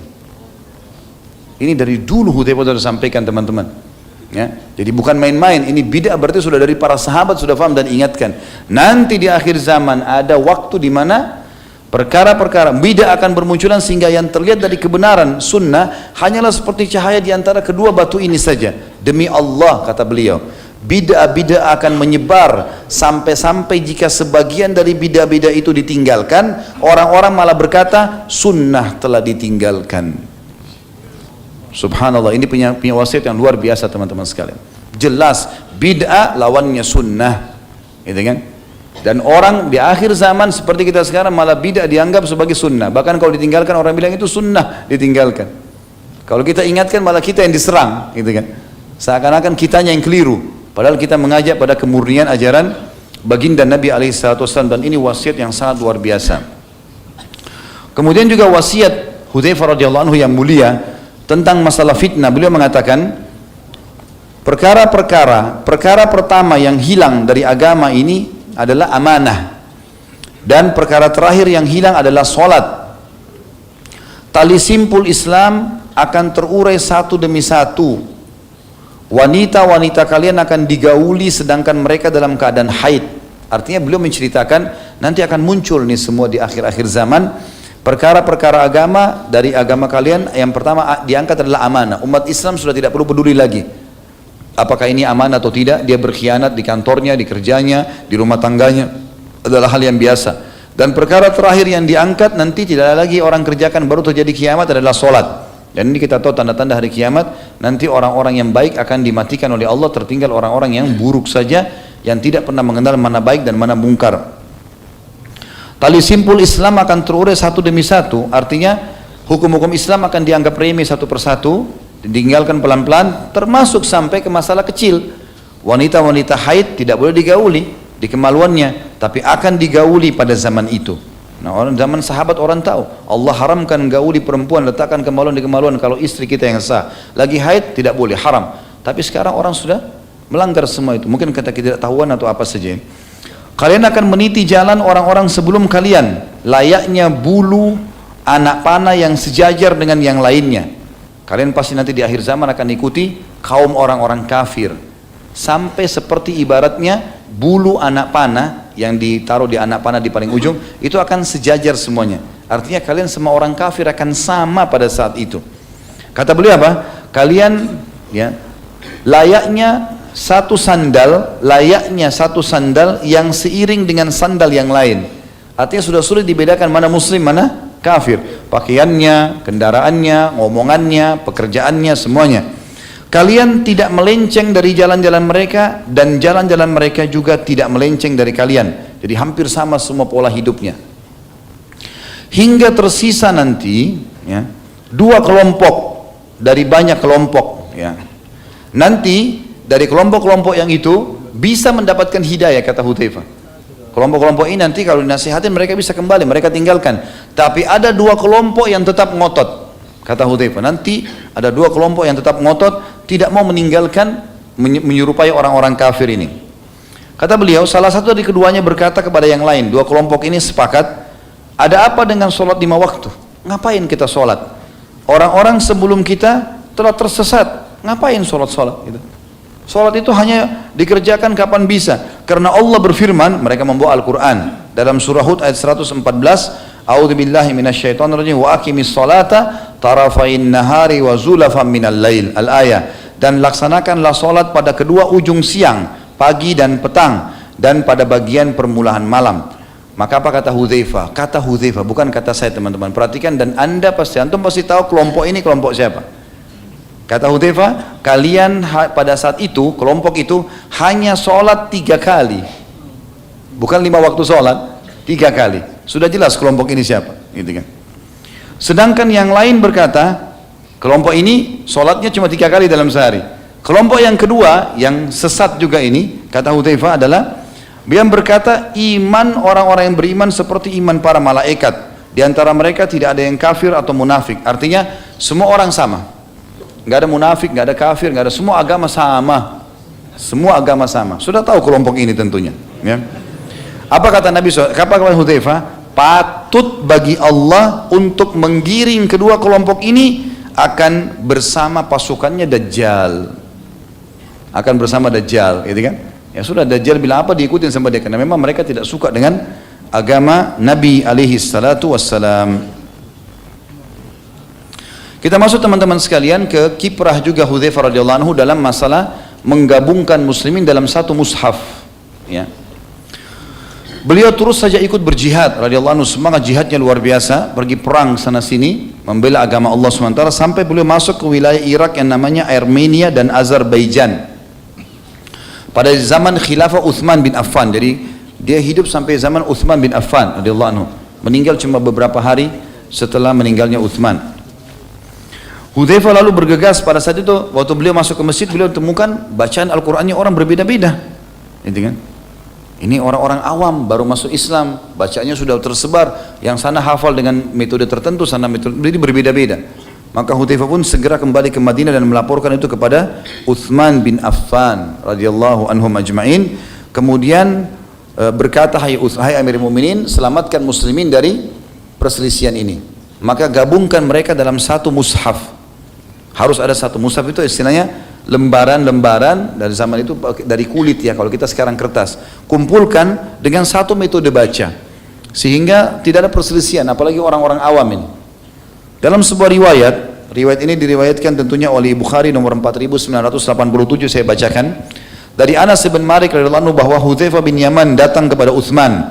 Dia ikut dalam perang bersama orang-orang Syam untuk menaklukkan Armenia dan Azerbaijan.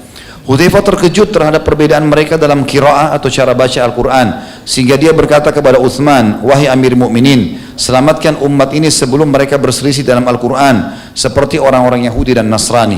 Maka Utsman bin Affan mengirim orang menemui Hafsah radhiyallahu anha ummul mukminin, anaknya Umar bin Khattab yang merupakan salah satu dari istri baginda Nabi alaihi salatu wassalam, karena Hafsah menyimpan Al-Quran yang waktu itu ditulis di pelapa-pelapa kurma, di tulang-tulang unta, ya, di kulit, di batu, itu disimpan di rumahnya Hafsah. Maka Utsman bin Affan kirim kepada Hafsah agar mushaf itu, semua Quran yang berserakan itu didatangkan kepada beliau. Lalu kemudian Utsman bin Affan menyuruh agar menulis ya, mushaf itu, ayat-ayat Al-Quran, surat ayat demi ayat, surah demi surah, sampai tersusun dalam satu mushaf, dan memerintahkan agar Zaid bin Thabit, Abdullah bin Zubair, Sa'id Sa'id bin As, kemudian Abdurrahman bin Harith bin Hisham untuk berkumpul dan mereka menulis dalam mushaf. Dan Uthman bin Affan mengatakan kalau kalian berselisih dalam bacaan maka kembalilah kepada bahasa Quraisy. Bahasa Quraisy, karena Al-Quran turun dalam bahasa itu.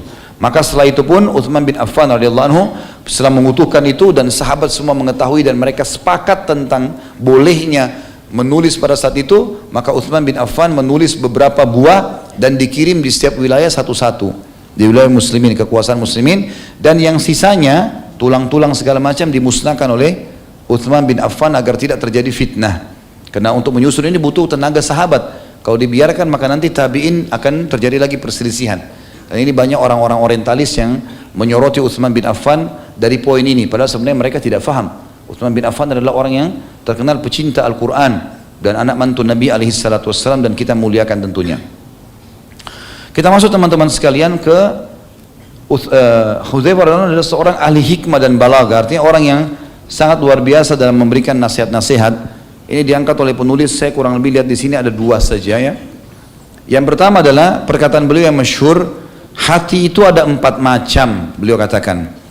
Yang pertama adalah hati yang tertutup rapat, yaitu hati orang kafir.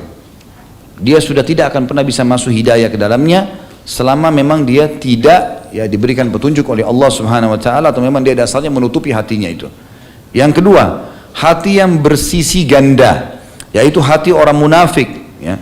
Ini bersisi ganda, dia mau berpenampilan Islam tapi tidak mau terima Islam. Kan unik ya, mesti orang munafik itu jadi kafir saja tapi dia tidak mau, memang dia berkedok dengan kita, pakai baju kita, berbicara dengan kita sesuai berkedok, dan membantu orang kafir untuk menyerang kaum muslimin. Ini hati yang kedua, dan ini buruk dua-duanya. Yang ketiga, hati yang bersih dalam sebuah lentera ya. Dan yang dimaksud dengan hati yang bersih adalah hati yang imannya penuh dan tidak bercampur baur antara sunnah dengan bid'ah, ya syirik dengan tauhid, tidak bercampur baur. Jadi betul-betul dia memurnikan. Dan yang keempat adalah hati yang mengandung iman dan fusuk atau nifak. Hati orang muslim, mukmin, tapi dia masih mencampur baur dengan maksiat di dalam hatinya. Perumpamaan iman ini adalah seperti sebuah pohon yang disiram dengan air yang baik. Perumpamaan nifak adalah seperti luka yang bernanah dan berdarah. Mana yang lebih dominan, itulah yang mendominasi. Kalau hati seorang mukmin tadi yang baik, itu seperti tanaman yang disiram terus dengan air, maka akan tumbuh menjadi baik. Kalau orang munafik tadi yang hatinya terbagi dua, itu seperti darah dan nanah. Mana yang mendominasi, maka dia yang akan, mana yang lebih banyak dia akan mendominasi. Artinya kemunafikan akan lebih cenderung, dua-duanya buruk. Kalau dia mau buat baik pun dia pasti punya tujuan dan target untuk dia dapat respon kembali. Kalau dia berbuat buruk memang dia niatnya makar untuk menyusahkan orang-orang. Hudzaifah juga berkata dengan sastra yang tinggi atau balaghah, sebagai nasihat yang menyentuh, kata beliau di sini penulis, sesungguhnya kebenaran itu berat, sekalipun demikian ia lezat. Ini kalimat perlu digarisbawahi teman-teman. Kebenaran itu berat tapi dia punya kelezatan. Kebatilan itu ringan, gampang bohong misalnya, tetapi ia membawa penyakit. Meninggalkan kesalahan lebih ringan dan lebih mudah daripada menuntut taubat. Jadi kita sebelum buat dosa, kemudian kita tinggalkan, itu lebih ringan daripada sudah berbuat dosa baru mau taubat. Maka jangan terjerumus, seperti itulah nasihat beliau. Dan betapa banyak kesenangan sesaat menyeret kepada kesedihan yang berkepanjangan. Lalu teman-teman sekalian, kita tutup dalam pembacaan buku kita ini dengan meninggalnya Hudzaifah radhiyallahu anhu dengan hal yang luar biasa ya, karena beliau mati pada saat itu di waktu sahur dan di waktu puasa ya. Dan beliau radhiyallahu anhu meninggal di tahun 36 Hijriah, 40 hari setelah meninggalnya Utsman bin Affan radhiyallahu anhu. Seperti biasa teman-teman sekalian, saya akan sebutkan dulu garis besar masalah manaqib beliau ya, keutamaannya. Yang pertama, beliau termasuk penduduk Madinah atau sahabat yang paling pertama masuk Islam, dan beliau safar ke Mekah menyambut Islam di awal-awal usia belianya, masih di bawah 20 tahun bersama ayahnya, dan masuk Islam di tangan Nabi SAW. Sudah kita jelaskan ceritanya. Kita sudah sampai ke poin ke-8 tadi tentang masalah orang munafik yang jelas-jelas kemunafikannya tidak boleh disolati, ya. Kemudian kita masuk yang ke-9,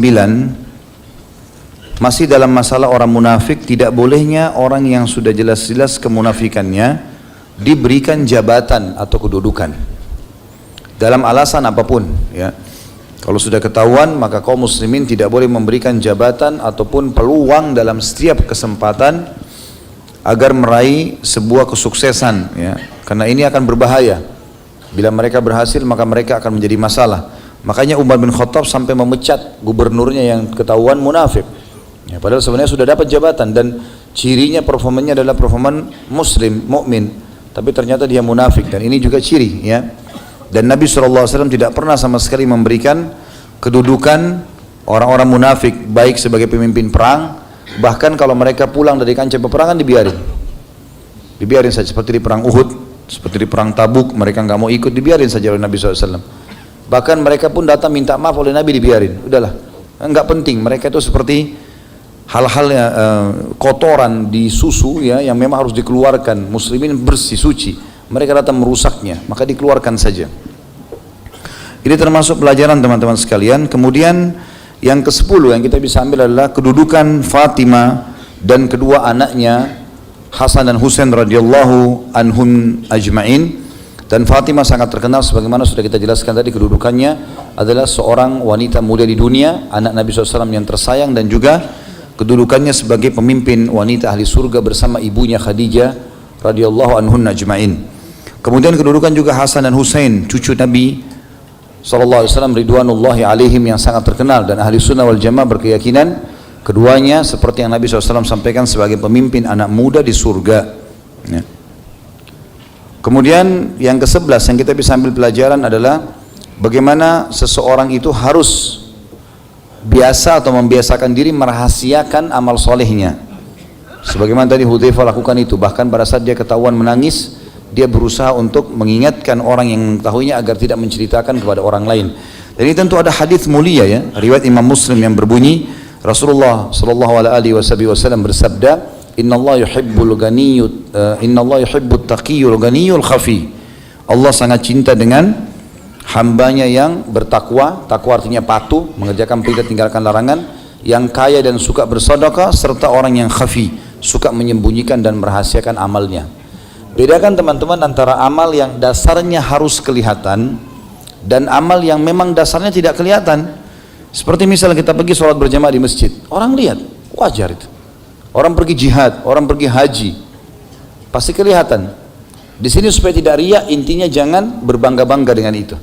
Kita pergi jihad ya karena panggilan dari Allah, seruan kita ke masjid karena memang perintah dari Allah. Nggak ada hubungannya. Kalau syaitan bisikin tuh orang tahu kau ke masjid, a'udzubillahi minasyaitonirrajim, kita nepis saja. Kita membuka pintu riya kalau kita menceritakannya. Menceritakannya. Kamu tadi sholat di mana? Saya di masjid. Nggak ada yang nanya, nggak ada yang apa gitu. Ya. Kamu sudah berapa kali khatam Quran? Saya sudah 3 kali. Tidak ada yang nanya. Nggak perlu diceritakan. Tapi kalau kita sedang melakukan satu ibadah yang terang-terangan dan ada yang nanya, silahkan kita tanya, jelaskan. Misal, mau kemana Pak? Oh, saya ke masjid. Kita tinggal kontrol, itu kan? Itu ibadah yang kelihatan. Kalau ibadah yang dasarnya memang diperintahkan tidak kelihatan, seperti sholat tahajud, memang kita disuruh sembunyi kan gitu. Di malam hari, sholat sendirian, paling berjamaah 2-3 orang. Beda dengan tarawih di Ramadan, memang dianjurkan kan gitu. Tapi kalau sembunyi, misalnya membaca Al-Quran, umumnya kita baca Quran memang sendirian, ya, atau zikir pagi sore, gitu kan. Zikir, kita lagi berzikir, beristighfar kepada Allah, mungkin lagi di motor, lagi di mobil, kita nggak perlu ceritain kepada orang, nggak perlu sama sekali. Walaupun syaitan menggoda. Jadi kalau dasarnya kelihatan, boleh saja orang lihat dan kita tidak ada masalah menjawab kalau ditanya, kecuali kalau kita nggak ditanya jelasin baru riya, gitu kan. Kalau amal yang tersembunyi asalnya jangan diceritakan sama sekali, biarkan tidak ada yang tahu antara kita dengan Sang Pencipta Allah Subhanahu wa taala. Ini pelajaran yang penting dari kehidupan Hudzaifah radhiyallahu anhum. Kemudian yang ke-12 teman-teman, wajibnya menepati kesepakatan dan janji walaupun itu sama orang kafir, ya.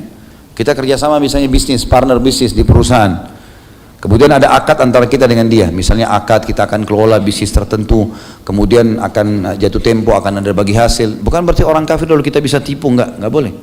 Dalam Islam nggak boleh kita antara kita sama Allah. Seorang mukmin tahu hubungannya sama langit, bukan sama bumi ini. Urusan sama Allah. Dia bohong, Allah akan hukum. Dia jujur, Allah akan balas. Tidak ada hubungan sama manusia sama sekali. Keberkahan, rezeki, kenikmatan akan datang dari langit, dari Sang Pencipta Allah Subhanahu wa taala. Maka itu target seorang muslim. Dan dia harus penuhi janji-janji itu. Gak ada masalah ya. Bahkan di sini berat sekali sebenarnya. Hudzaifah dan ayahnya berjanji pada orang Quraisy tidak akan ikut berperang bersama Nabi SAW. Bayangkan aja. Tapi mereka sempat bilang, baiklah, kami cuma ke Madinah, tapi dengan syarat lepaskan kami dari tawanan ini, kami tidak ikut berperang.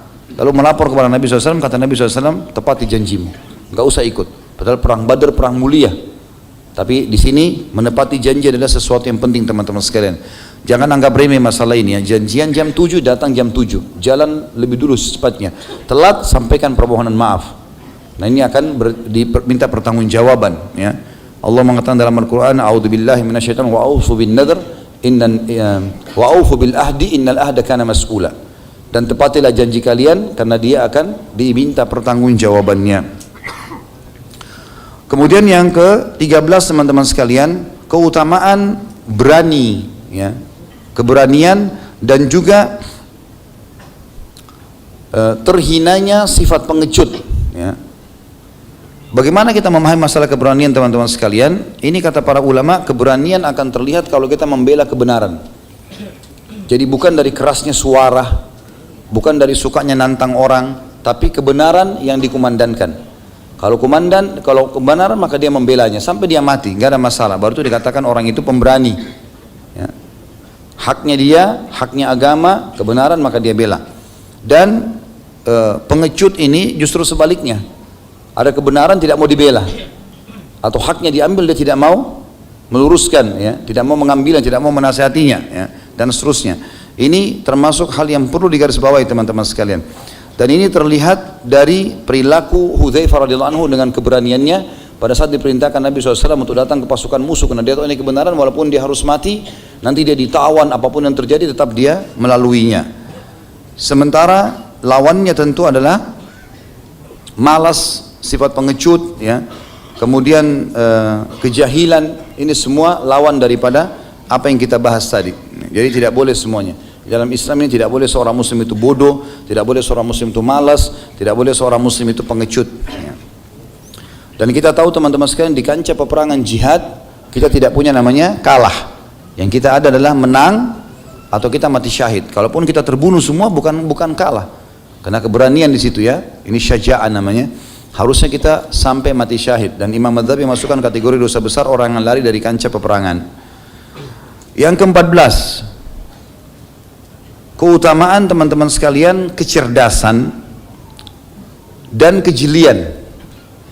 Dan ini diambil dari Hudzaifah, bagaimana dia diberikan oleh Nabi SAW nama orang-orang munafik, sifatnya ini banyak, ini jumlahnya ratusan orang, dihafal semua sama dia. Dan dia tahu betul ini sebuah kecerdasan. Dan hafalan itu akan kuat teman-teman sekalian kalau kita biasa melatihnya. Cobalah latih. Misalnya kalau kita lagi disebutkan oleh teman, kita minta nomor telepon, misalnya nomor telepon kamu berapa, nomor teleponnya sekian, 00, tidak usah bilang tunggu sebentar saya catat, coba hafal. Baiklah, saya coba hafal ya, 08 sekian, ulangi 2-3 kali, insya Allah sudah hafal. Nanti kita tulis di HP kita, nggak ada masalah. Dan hilangkan semua perkataan negatif nih. Misalnya, saya nanti lupa, saya ini orangnya pelupa, jadi pelupa bener nanti. Ya. Nggak boleh ucapin kalimat itu ya. Dalam kamus seorang muslim tidak ada kata-kata negatif, tidak ada kata tidak bisa, nggak ada kata-kata lupa, nggak ada semuanya. Kalau lupa memang tidak disengaja itu lain. Tapi ada orang subhanallah dia seperti mendoakan dirinya. Ya, saya ini pelupa, selalu gitu. Enggak, jangan bilang saya pelupa. Kata Nabi SAW, jangan doakan keburukan buat diri kalian, harta kalian dan keluarga kalian. Nanti malaikat lewat mengaminkan, maka akan terjadi seperti itu. Kan gitu. Ada orang lihat dirinya di kaca, kok saya jelek sekali ya. Nah. Kenapa bilang jelek? Kan itu ciptaannya Allah. Hah?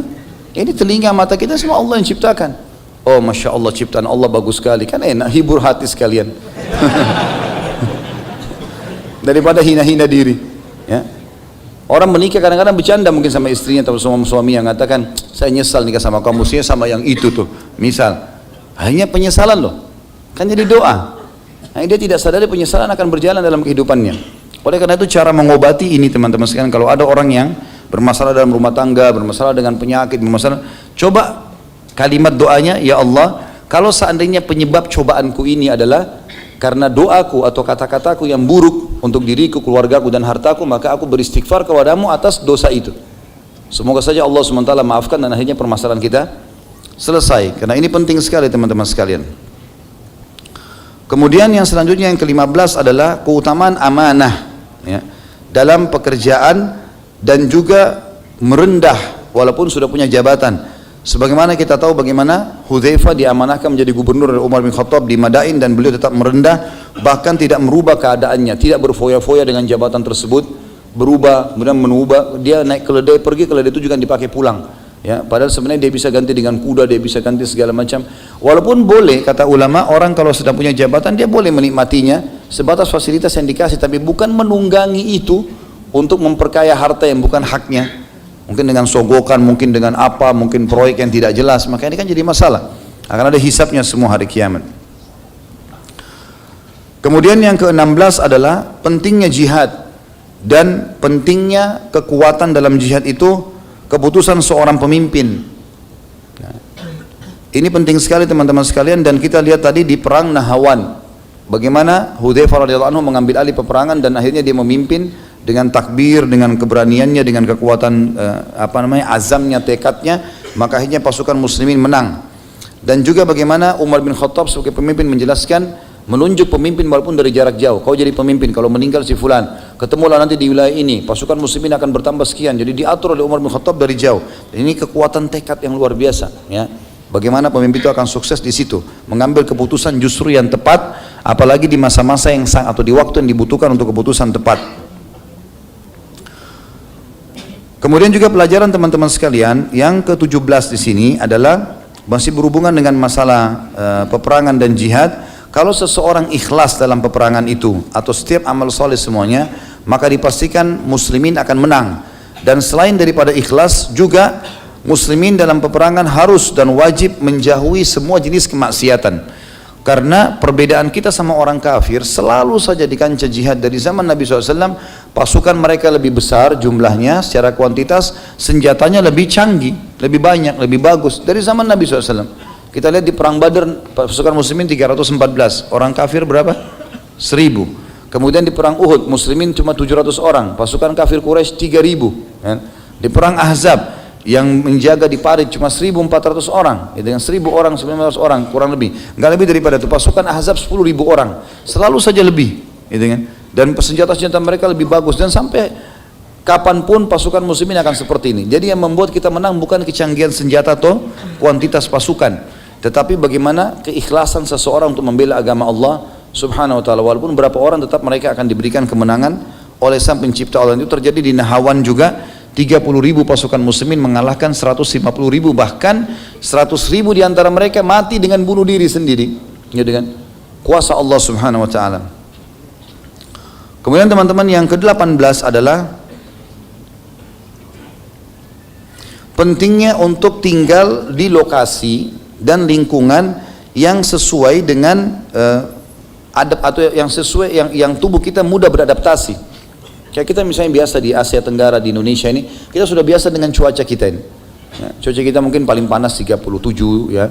Kemudian kalaupun dingin 27, 26 ya, itu sudah normal. Artinya alhamdulillah ini cuaca yang sangat ideal, bagus sekali gitu. Dan memang tubuh kita ini tidak cocok untuk di salju. Allah SWT menciptakan begitu. Mungkin memang orang-orang yang tinggal di daerah salju itu memang Allah sudah berikan kelebihan seperti itu kulit mereka. Kalaupun kita mau ke sana, adaptasinya pasti akan ada, gitu kan? Adaptasi akan ada, dan itu sering terjadi. Kadang-kadang ada orang alhamdulillah yang cocok, ada juga orang yang tidak. Maka kita akan jauh lebih sehat kalau tinggal di lingkungan yang kita sudah biasa hidup dari lahir di situ, sudah terbiasa di situ. Allah mudahkan kita lahir di situ, berarti situlah tempat yang terbaik. Dan ingat teman-teman sekalian, muka bumi ini semua punyanya Allah. Orang beriman tahu masalah itu. Sekali lagi, kesukuan, ya, negara, berbeda bahasa, beda paras wajah, ini hanya variasi hidup. Allah membuat itu seperti adanya pisang, adanya anggur, adanya delima, beda-beda. Kalau cuma satu jenis anggur, maka tidak ada variasi kehidupan. Tapi kita semua dari Adam alaihissalam. Makanya Islam sangat membenci rasisme. Gak ada dalam Islam. Saya orang Arab, saya orang bule, saya orang Indonesia, saya tidak ada lagi dalam Islam itu. Artinya kita boleh bangga dengan negara kita. Dari mana? Dari Indonesia. Itu sesuatu yang wajar. Itu kan seperti Nabi SAW berbangga mengatakan asalnya dari Mekah, boleh saja. Itu boleh saja kita mengatakan saya bangga. Tapi bukan berarti ini menganggap menjatuhkan orang lain, menganggap orang lain remeh. Ini tidak boleh semua. Yang ini kita tahu ini buminya Allah, itu lingkup yang lebih besar, dan juga semua ini suku dan beragam macam bahasa adalah variasi kehidupan, bukan untuk berfanatisme, kan? Dan ini sekarang lagi diangkat-angkat nih, lagi ada masalah ini. Selalu diangkat masalah. Ini seperti saya baru dengar katanya ada informasi saya ini dianggap mengacaukan NKRI. Ini unik ini. Alhamdulillah dakwah sunnah ini adalah dakwah yang paling loyal dengan pemerintah setempat, kan? Tidak pernah mengajak pemberontak, tidak pernah mengajak demo-demoan, tidak pernah mengajak apa-apa. Islam, kita selalu ingatkan patuh pada saat memang kita masih dibolehkan sholat. Misal, dari mana ini kalimat bisa keluar? Hanya karena ini, hanya karena ada orang subhanallah memang begitu, hidupnya mau suka cari konflik, cari masalah. Lebih baik makan, minum, tidur, mati masuk surga kan? Ini enggak, suka iseng, cari ini, cari masalah. Harus begitu. Allahu a'lam. Mudah-mudahan saja lepas dari sifat munafikin ini ya. Begitu pula teman-teman sekalian saya luruskan, saya dapat informasi kalau ada cuplikan ceramah saya tentang masalah tidak bolehnya mengambil minuman, kan? Lalu kemudian entah siapa ini, semoga Allah kasih hidayah, mengambil suara saya kemudian didatangkan ke salah satu pesantren di Indonesia. Seakan-akan saya sedang menyinggung pesantren itu. Ini saya tidak pernah singgung negara, tidak pernah singgung suku, apalagi pesantren punya muslim, nggak mungkin ini. Dan perlu saya luruskan teman-teman sekalian. Kalau misalnya yang saya bahasakan di ceramah itu pun suara saya mengatakan gini, saya bilang kalau saya tidak mau teman-teman mengambil bekas minum saya. Kalau orang lain mau lakukan urusan dia. Tapi kan kita perlu ingatkan, kalau misalnya bekas minum orang tua kita, ya, kemudian kita mau minumnya, para sahabat meminum bekas Nabi SAW, gitu kan? Ada itu. Tetapi yang saya singgung di situ sebenarnya secara global, ada orang yang sengaja air misalnya, sengaja diludah-ludahin, sengaja apa, kemudian dijual. Ini yang saya bilang ini bisa sampai menipu umat. Ini kesalahpahaman yang terjadi, ya. Tapi sudah dianggap itu dibuat seperti sebuah permasalahan besar. Seakan-akan ini akan membuat perpecahan di antara umat. Inilah haula wala quwata illa billah. Kita nggak pernah punya masalah dengan siapapun, ya. Semua saudara muslim adalah saudara muslim kita, siapapun dia syahadat di muka bumi ini. Nggak ada urusannya sama sekali dengan menjatuhkan atau sengaja mencari masalah atau menyalah-nyalahkan orang lain, tidak ada. Karena ceramah itu global, gitu kan? Memang yang kita tegur adalah orang yang sengaja menjadikan air itu seakan-akan di orbit bahwasanya air itu berkah, ya. Seterusnya ini perlu diluruskan, gitu kan? Jadi tidak perlu teman-teman juga yang ini makanya saya selalu larang teman-teman sekalian kalau mau dengar ceramah saya di YouTube, dengarin ceramah dengan niat ikhlas mendapatkan ilmu, ya, supaya kita sama-sama dapat pahala. Mau disebarin pun sebarin dengan tidak komersial. Ini karena teman-teman banyak mau komersial supaya banyak pengunjungnya, jadi ditulis judul yang menggelitik atau sengaja buat hal-hal yang aneh-aneh ini, ya, supaya pengunjungnya banyak, heboh. Ini kan keliru teman. Untuk apa dapat duit dari situ? Untuk apa kalau buat masalah? Kan nggak perlu ya. Ini semua ada pertanggungjawaban depan Allah hari kiamat, ya. Ini perlu diluruskan teman-teman sekalian. Baik, selanjutnya juga masuk di dalam bahasan kita. Selain masalah tempat memilih lingkungan, ya, untuk tinggal yang cocok cuacanya dan udaranya dengan kita dan makanannya, gitu kan? Juga kita perlu teman-teman memilih tempat yang strategis dalam peperangan untuk pasukan, sebagaimana wasiat Umar bin Khattab tadi kepada pasukan yang akan ke Nahawan, jangan bawa pasukan ke tempat yang menakutkan, jangan datang ke hutan dan seterusnya. Lakukan di tempat-tempat yang aman, kalau kecuali darurat harus masuk ke tempat-tempat itu. Kalau enggak, maka pasukan pun bukan diutus berperang untuk mati semuanya, enggak. Sampai kata Nabi SAW, kalau kalian pergi berjihad, ya, jangan berharap bertemu musuh. Tapi kalau kalian bertemu musuh, kokohlah. Berarti kan memang dihindari dulu pertemuan dengan musuh. Tapi kalau bertemu kita sabar, kita kokoh mempertahankan kebenaran itu. Ini juga penting teman-teman sekalian. Selanjutnya adalah pengertian zuhud dan kebahagiaan sesuai dengan pandangan Hudzaifah radhiyallahu anhu. Karena kan beliau memandang zuhud itu ada disebutkan kalau di buku kita ini ada di halaman 321 ya. Saya kembali dulu ke situ.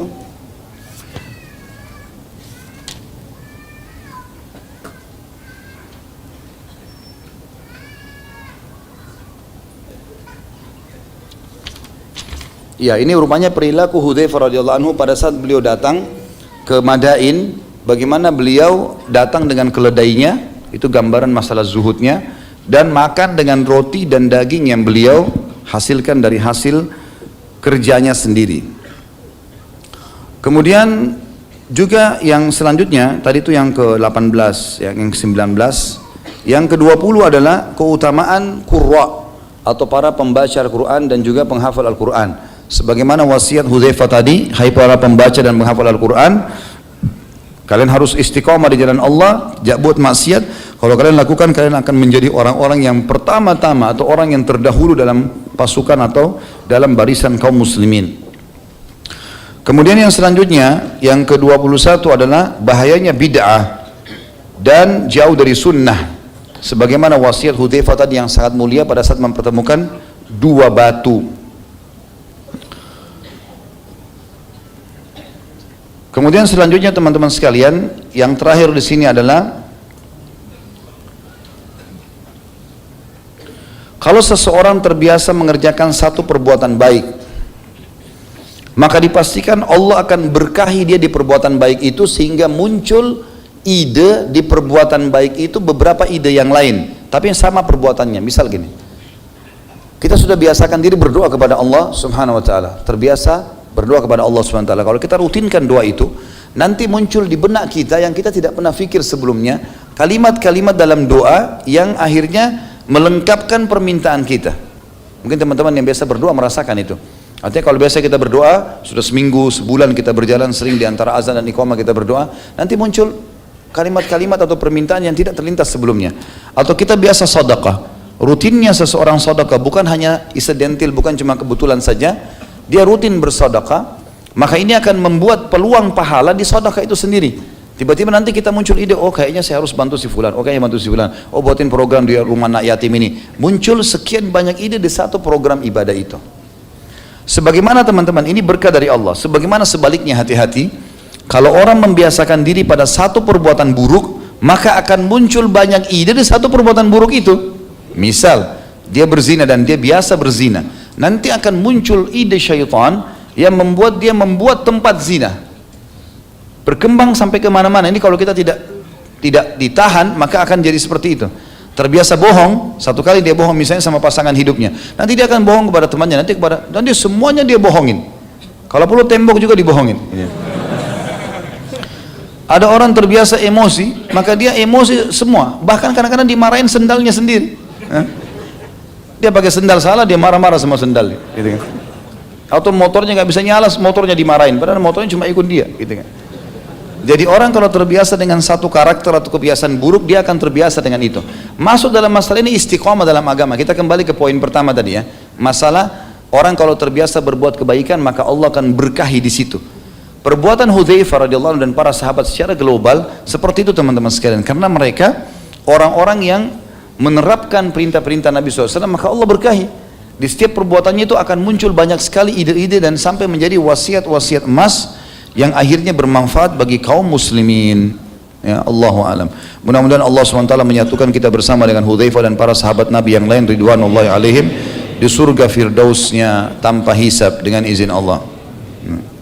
Ya, kita berdoa kepada Allah SWT semoga majelis kita diberkahi olehnya dan dijadikan sebagai tambahan amal kita pada hari kiamat, dan semoga seluruh amal yang pernah kita kerjakan tidak terkecuali sekecil sampai sebesar apapun sampai menjelang ajal datang nanti semua diterima dengan kemahamurahannya, dan semoga seluruh dosa yang pernah kita kerjakan tidak terkecuali pula semua diganti dengan kemahamurahan Allah menjadi pahala. Semoga Indonesia menjadi negara yang aman, tentram, damai, dan seluruh kaum muslimin disatukan di bawah ukhuwah Islamiyah, diangkat perselisihan di antara mereka, dan juga mereka beribadah kembali kepada wahyu Al-Quran dan Sunnah. Dan semoga saja Indonesia diberikan pemimpin muslim yang adil, yang kembali kepada Al-Quran dan Sunnah pula, dan Indonesia bisa menjadi contoh bagi negara-negara yang lain. Dan semoga saja semua kekurangan negara kita dan individu yang ada di negara ini, terutama kaum musliminnya, semuanya disempurnakan oleh Allah dan disatukan, sehingga mereka bisa bekerja sama untuk menjadi orang-orang yang baik dan bermanfaat bagi manusia dan terutama negara juga Islam itu sendiri. Dan kita berdoa kepada Allah yang sedang melihat kita karena dia maha melihat, dan mendengar kita karena dia maha mendengar, agar menyatukan kita semua di surga firdausnya tanpa hisab, mana yang satu kita di majlis ilmu yang mulia ini. Tentu kalau ada benar dari Allah saudaraku seiman, dan kalau ada salah dari saya mohon dimaafkan. Sebelum kafaratul majlis saya mohon maaf, saya minta sebentar keluar duluan karena memang saya harus kembali ke Bogor, ada daurah yang saya harus isi. Jadi mungkin saya tidak bisa bersalaman sama teman-teman, umumnya saya minta waktu untuk diberikan jalan untuk keluar karena agak cepat ya, karena ini habis asar langsung taklim lagi. Ya, Allahu a'lam. Begitu saja, terima kasih, jazakumullah khairan, subhanakallahumma bihamdika asyhadu an la ilaha illa anta astaghfiruka wa atubu ilaik. Wassalamualaikum warahmatullahi wabarakatuh.